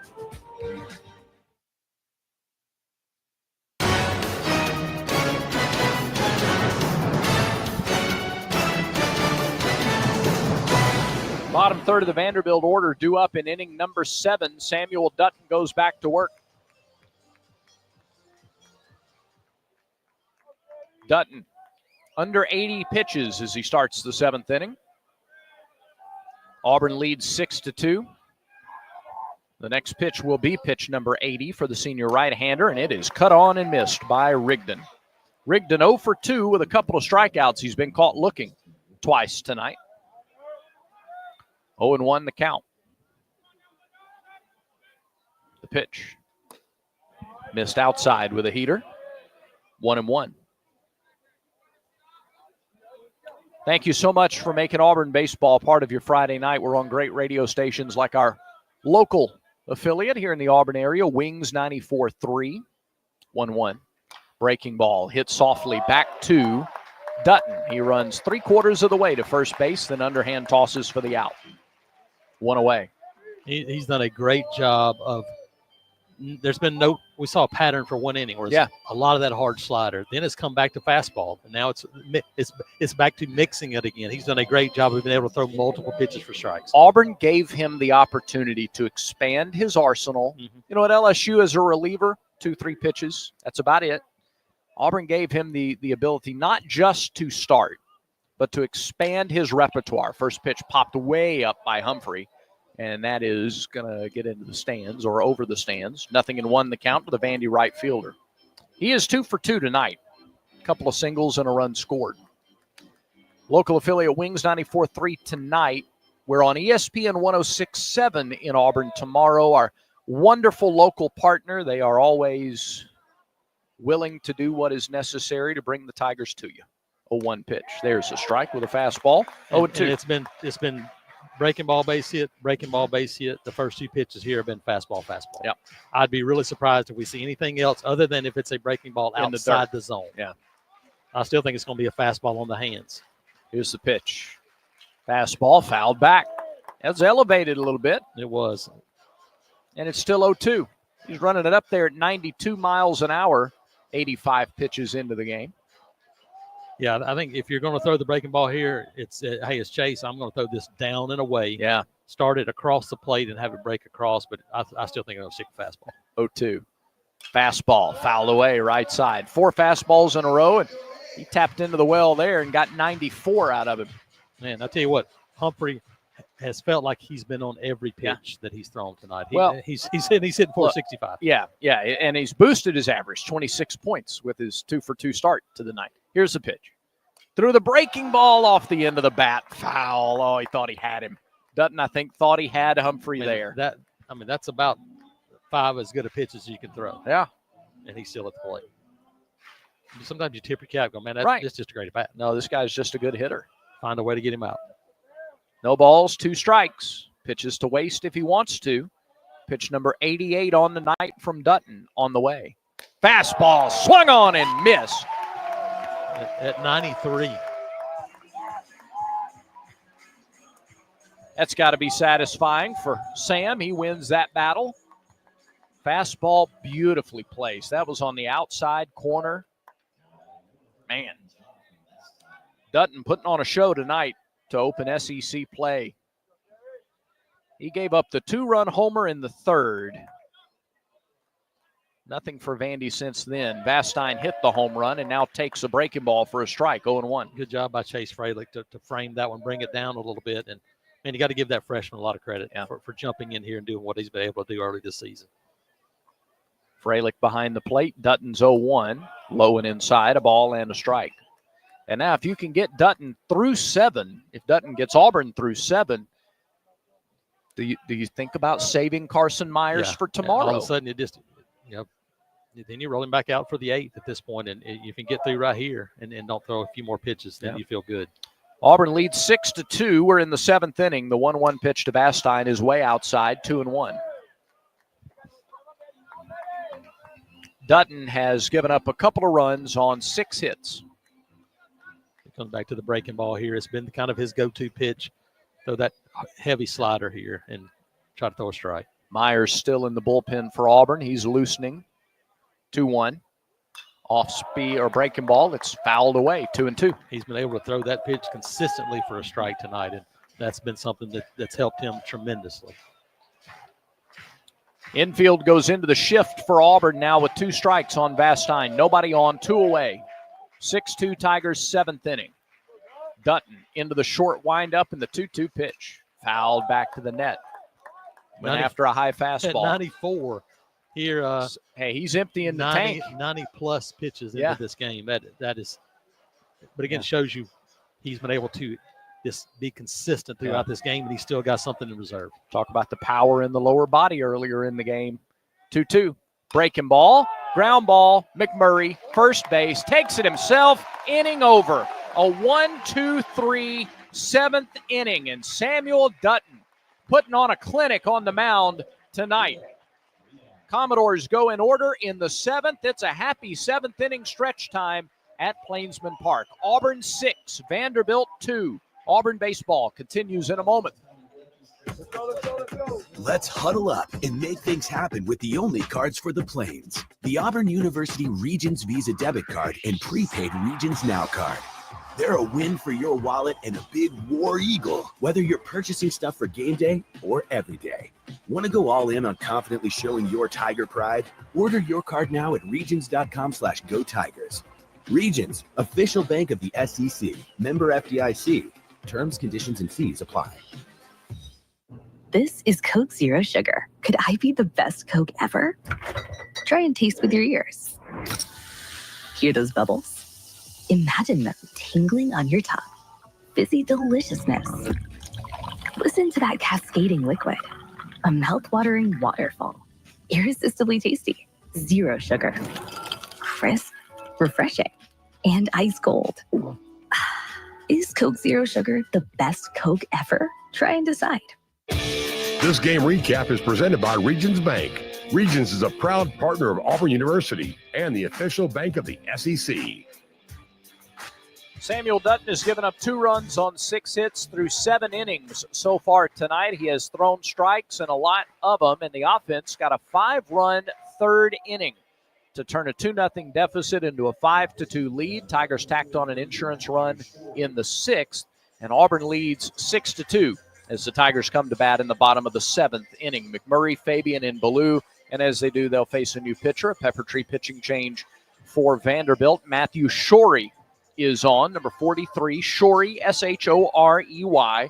He is a 6'2", 176-pound freshman left-hander from Nashville, Father Ryan High School in Nashville. Shorey's numbers so far this season, this is his 7th appearance. He is 1-0 with a 7.94 earned run average. 5 2/3 innings for Shorey. 3 hits, 5 runs, 3 walks, 6 strikeouts. He's given up a couple of doubles, 1 home run. Teams are batting 150 against Matthew Shorey. Kranzler went 1 inning, gave up a run on 2 hits, no walks or strikeouts, 16 pitches, 12 strikes. His pitches were almost too good. And now the lefty, a sidearm lefty, Shorey. First pitch to McMurray is swung on and missed, 0-1, and now the infield into the shift for Vanderbilt. If you're Cooper here, you got a sidearm lefty. It's going to be really difficult. This might be where you take a shot and go, hey, look, I might take a shot at bunting one right here. 0-1, swing and a miss. That long, slow delivery, 81 on the sweeper. Big deep breath by McMurray, the pitch. And he misses down and away. This is quite a different look from very different. Kranzler, who was kind of a herky-jerky right-hander to now a slow, smooth sidearm lefty. 1-2 pitch. Swing and a high bouncer. Right side, it is the third baseman playing the second base spot. Johnston, who fields and throws. McMurray is retired for the first out in the 7th. Now you go from a really difficult for a lefty to a right-hander like Derek Fabian, seeing this for a long time.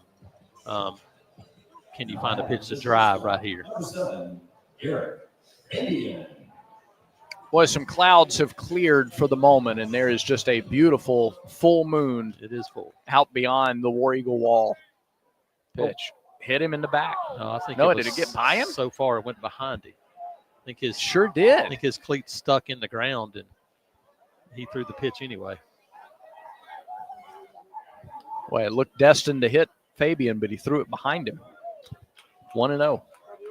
Fabian tonight, a 2-run double in the third. He is also flied out and struck out. He swings and taps it back to the pitcher. Spinning and throwing is Shorey for the second out. So 2 ground ball outs in the 7th. This guy's awfully deceptive. Takes a little bit to get used to, which makes him so effective out of the bullpen. Yeah, and it looks like it's going to. You think it looks like it's going to be coming in much harder than it is. Yeah. And we've seen guys be way out in front now both times.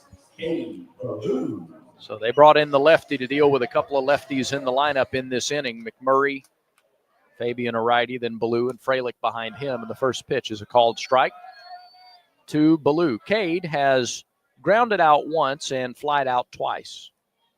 Looking for his first hit of the night. Sophomore left-hander, 0-1 pitch. Fouled it off of maybe the side of his foot, 0-2. So Shorey quickly here in the driver's seat. 6-2, Auburn leads. 6-7-2 the line for the home team. 2-6-0 the line for Vanderbilt.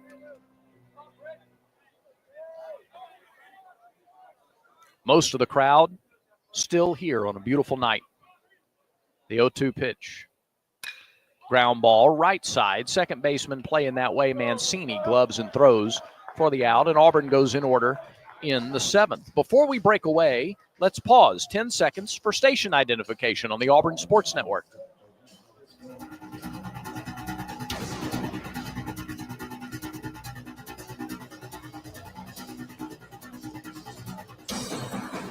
Carson Myers is coming in from the Auburn bullpen. We'll give you his information when we go to the 8th inning. It's Auburn 6, Vanderbilt 2. This is the Auburn Sports Network. Hip pain is not to be taken lightly. It could be a sign of hip impingement. If pain, stiffness, or limping persists, see a hip specialist at the orthopedic clinic. Treatment includes non-surgical options, but if surgery is needed, minimally invasive arthroscopic hip surgery is only available locally at the orthopedic clinic. Don't wait. Schedule an examination today. Call for an appointment, 334-749-8303, or visit theorthoclinic.com.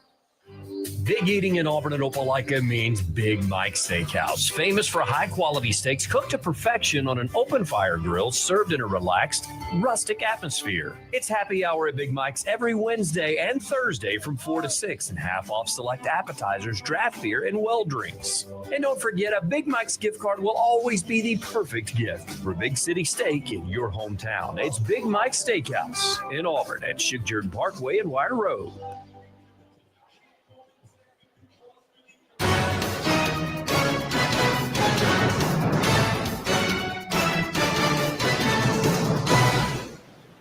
As we go to the 8th inning, Auburn leads 6-2, and Carson Myers is on for the Tigers from the bullpen on this Alabama Power call to the bullpen. Myers, a senior, 6'3", 213-pound lefty out of Bowling Green, Kentucky. He's in his second year with the Auburn program after transferring in from UAB. Myers this year, no record in 5 appearances, 4 of them in relief. An earned run average of 5.91. He has 2 saves. In 5 outings, 10 and 2/3 innings, 12 hits, 7 runs. He's walked 3, struck out 10. He's given up 3 doubles, a homer. He has hit a batter and thrown 1 wild pitch, and teams are hitting .279 against Carson Myers. Samuel Dutton, 7 innings, 6 hits, 2 runs, 1 walk, 6 strikeouts. You can't ask for anything else from your Friday night guy, opening night of SEC play. Yeah. He gets you to the 8th inning now with a 4-run lead. 93 pitches, 67 for strikes, and Myers is a guy who's capable of just closing this thing out. He had a 3-inning power save on opening night back 4 weeks ago against Holy Cross. He deals with the top of the order, R.J. Austin.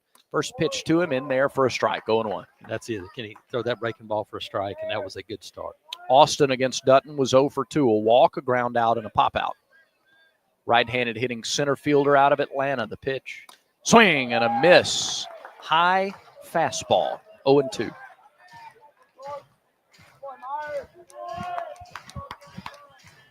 Crowd gets behind Carson Myers, the lefty. Looks home. Pitch clock down to 7. Down to 4. Into the wind. 0-2 pitch. Swing and a miss. He got him with a heater. Good morning, good afternoon, and good night. Strike 1, strike 2, strike 3. That is the 6th strikeout for Auburn pitching tonight. K-Counter presented by Kia of Auburn, where you're always number one. We talked about it. Butch Thompson talked in pregame. They put our best defensive unit on the field, and Auburn's made a couple of errors, but they pitched to contact tonight and made Vandy put the ball in play. Riley Nelson, the batter, first baseman. That open stance from the left side. First pitch, strike 1. Myers has come into the game a-dealing.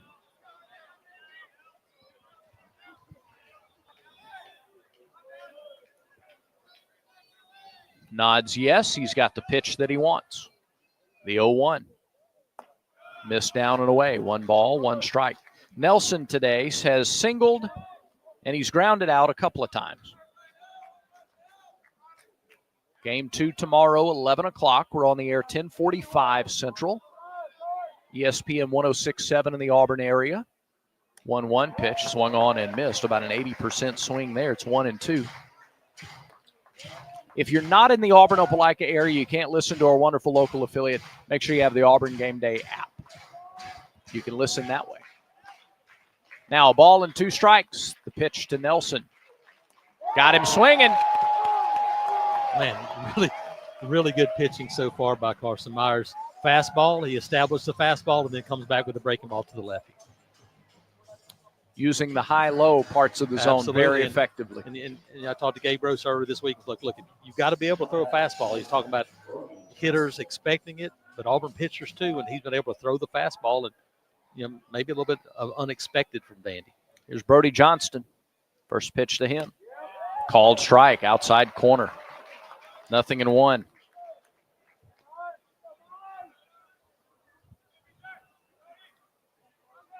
Nobody on, 2 out, top of the 8th. 6-2 Tigers, the 0-1.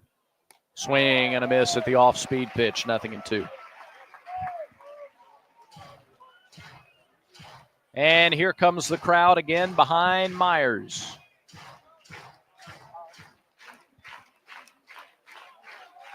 The 0-2 pitch to the Vanderbilt third baseman is on the way. Got him swinging. 3 strikeouts for Carson Myers. He's fired up coming off the field. Crowd comes to its feet. 3 up, 3 down in the 8th. We go to the bottom of the 8th inning. Still 6-2 Auburn. Auburn baseball continues in a moment. It's a great day to get vaccinated. Many children and adults that delayed vaccination during the pandemic are still behind schedule. It is crucial that we take the steps to get everyone back on track with their routine immunization. Children and teens can still catch up on their vaccinations even if they start late. Make sure you and your family are up to date on all recommended vaccines, including respiratory virus vaccine. Let's all do our part to get back on track. Don't wait. Vaccinate. For more information, visit alabamapublichealth.gov/IMM. Children's of Alabama is excited to partner with Auburn Baseball because at Auburn, it's about making a difference on and off the field. The team is thrilled to introduce Hits and Sits, where all proceeds will benefit Children's of Alabama. Step up to the plate and sponsor a home game. You can sign up by visiting bc5foundation.org. Choose a game and a strikeout or a hit. It will be echoed beyond Plainsman Park into the lives of families at Children's of Alabama. Sign up today at bc5foundation.org. War Eagle. Back to the ballpark for more Auburn baseball. Another inning, another pitching change for Vanderbilt. They go to number 33, Luke Guth, Guth. Guth, 6'1", 182-pound right-hander, a sophomore from Franklin, Pennsylvania. Guth this year, 4 appearances, no record, no earned run average, 4 2/3 innings. No runs, 3 hits, a walk, and 4 strikeouts. 1 wild pitch. He's balked once, too. Team's hitting .214 against Luke Guth. Auburn has Freilich, Rembert, and Terrell due up here in the bottom of the 8th, leading 6-2. Samuel Dutton and Carson Myers, fantastic for these first 8 innings tonight on the mound. And Auburn used a 5-run third inning to grab the lead. There's only been 1 run scored by either side since the third inning. It was Auburn in the 6th. Chase Fraley. He leads off the 8th. Fralick is 1 for 3, a single, a strikeout, and he's reached on a fielder's choice. Baseball and softball both start at 11 o'clock tomorrow morning.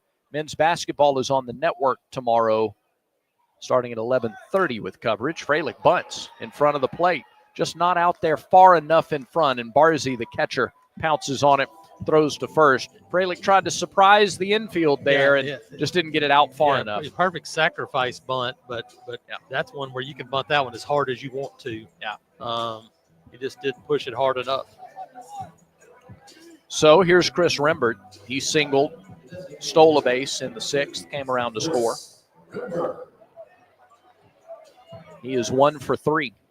Conecuh sausage is the official sausage, and hot dog are the Auburn Tigers. Have a couple of those next time you're at Plainsman Park. First pitch to Rembert, breaking ball in there for a strike, 0-1. Conecuh sausage is a game day favorite, always great on the grill. Pick up a pack at your local grocery store. Or next time you're in Evergreen, visit the Conecuh gift shop, 0-1. Downstairs, a ball and a strike.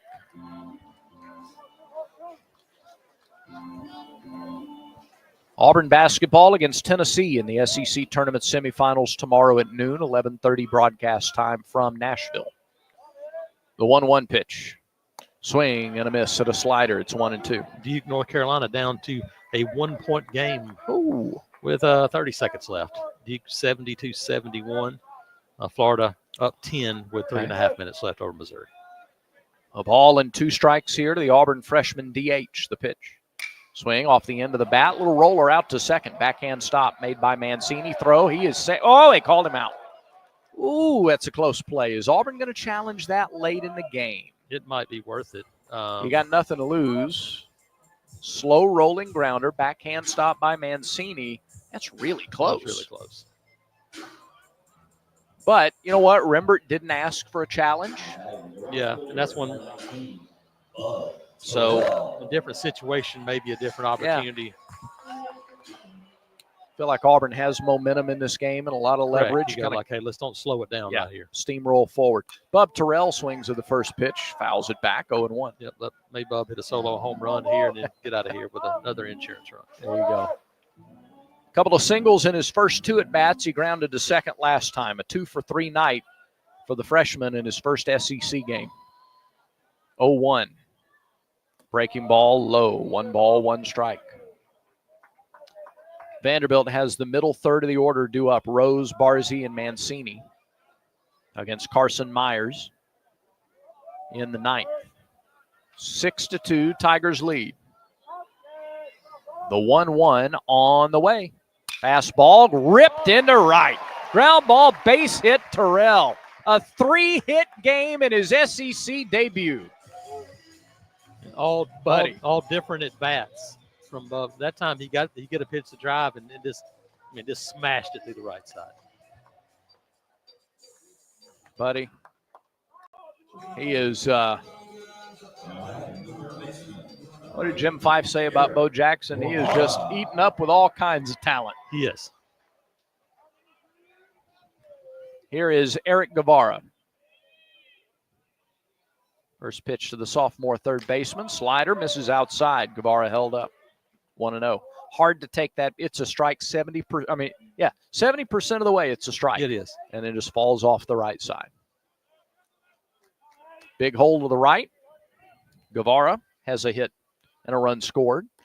Check swing at a slider, and he did not go. It was close, but he held up. 2-0.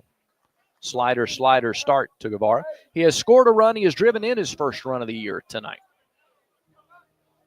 You're 2-0 right here. Find something to drive. Try to put one in a gap. 2-0 pitch from Guth. Bounced up there. Blocked well by Barzy, and now it's 3-0. That's interesting. A 2-0 breaking ball that was nowhere close. You put him at first, and you have another run in scoring position with the top of with Bristol Carter coming up, who had swinging it well the last at bat. He's kind of effectively a leadoff guy, Absolutely. even though he's in the 9 hole. Correct. 3-0 pitch. That's right through there. Guevara taking. It's 3-1. Auburn 6, Vanderbilt 2. Cade Fisher starts for Auburn tomorrow. They throw to first. Runner is back. Vanderbilt goes with Ethan McElwain tomorrow, or McElvain. Auburn saw him last year in Nashville. He started one of the 3 games at their place last season. 3-1 to Guevara with 2 outs and a runner at first. The pitch. High chopper to short. Vastine off of his glove, past the second baseman, and everybody's safe. Vastine tried to pick it on a short hop, on a short high hop, a short hop after a high hop, and he couldn't get it in his glove. Shoveled it forward, and Mancini overran it. I thought we were going to have the same plays we saw in basketball today where Auburn blocks a 3 right to a guy who makes a 3. Yeah. I thought he was going to knock it right to a guy covering the bag at second, but it went right past him.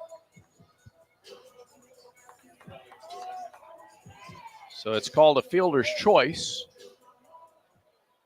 Guevara is on, and now runners are at first and second with 2 outs for Bristol Carter. Pitch. High chopper. Too short. Vastine fields, throws, low but out, and the inning is over. No runs on a hit. 1 error, and 2 runners left on base. We head to the 9th inning. Auburn needs 3 outs to secure a win on opening night in SEC play. Tigers 6, Commodores 2. This is the Auburn Sports Network. Here's a clip from a recent Talking Tigers podcast with Andy Burcham. New Auburn soccer head coach James Armstrong. To be sat here as somebody that grew up in a small town in England, to have the honor and privilege to coach in America full stop, but at Auburn University. I'd love to say that that's sunk in, but it hasn't. And the fact that I was here 6 years ago, if you'd have told me, James, that you might one day have the opportunity to call yourself the head coach of Auburn University and Auburn soccer program, I wouldn't have believed it. None of that is possible without Coach Hopper, friendship, guidance, mentorship, and it was an emotional day for the 2 of us. A new episode of the Talking Tigers podcast is released every Monday, wherever you listen to podcasts. Like and subscribe to the Talking Tigers podcast, only from the Auburn Sports Network.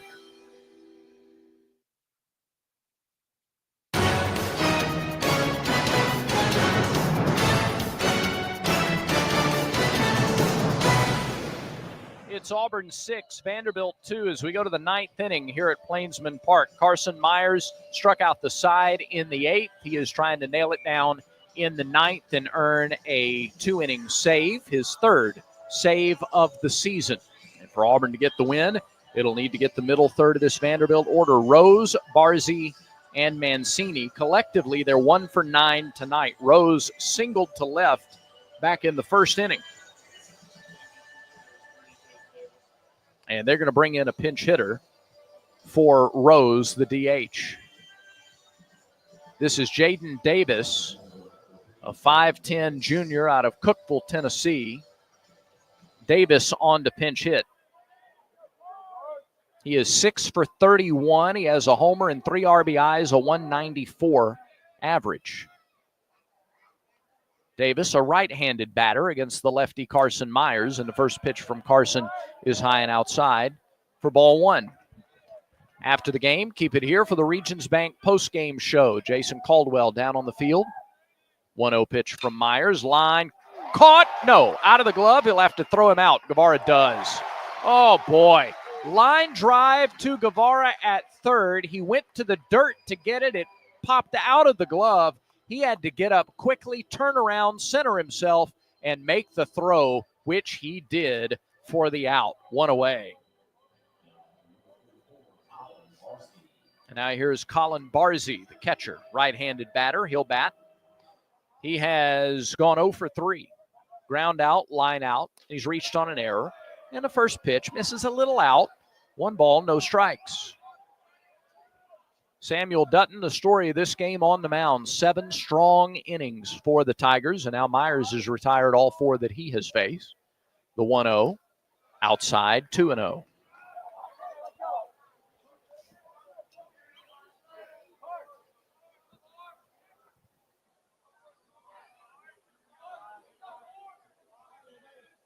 Myers nods. He's got his pitch into the wind. 2-0. Strike down the middle. Threw him a fastball down College Street. It's 2-1.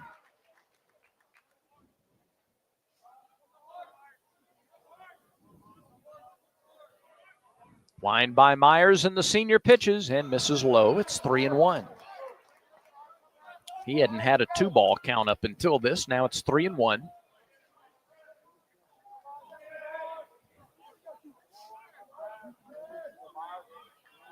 And now the 3-1 offering.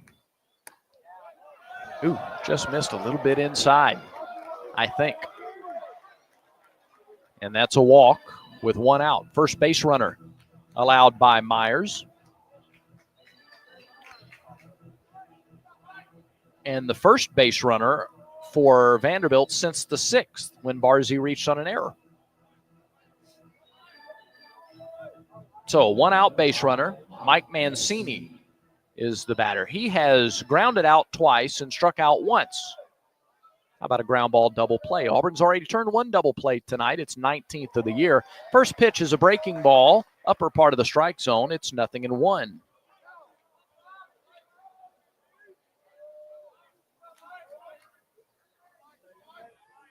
The stretch. 7 on the pitch clock. Myers delivers. Foul ball, left side, rolls over weakly to the Auburn dugout, and it's 0-2. Here comes the crowd.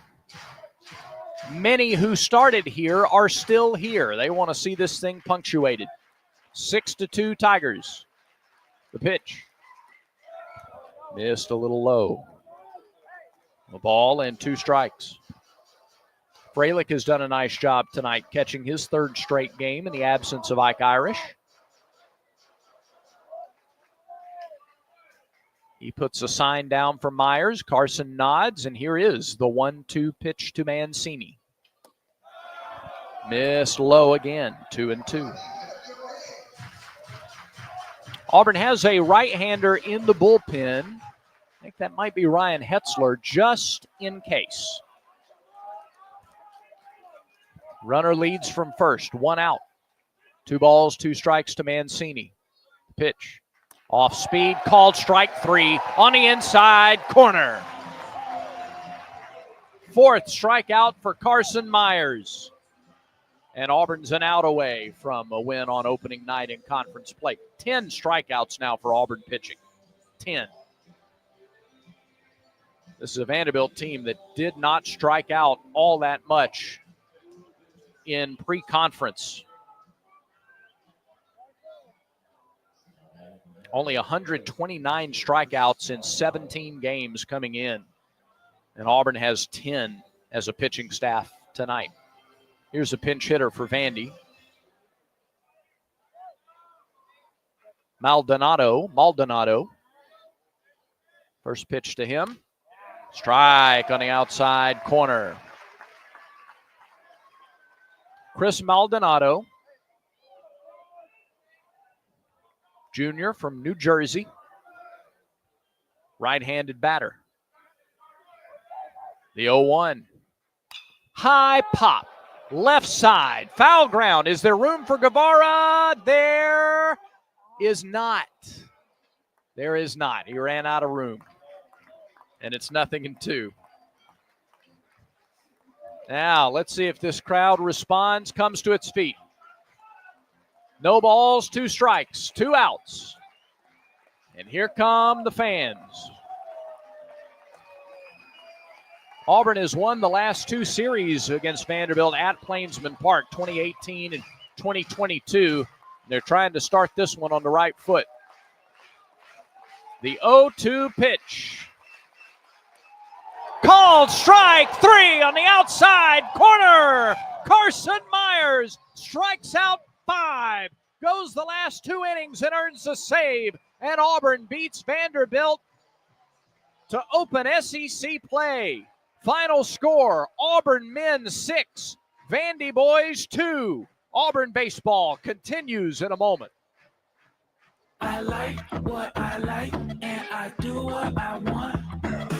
If what you like is getting the highest payouts, getting the most free play, and finding more of your favorite games all on a spacious upscale gaming floor, then Wind Creek Wetumpka is your kind of fabulous. No matter what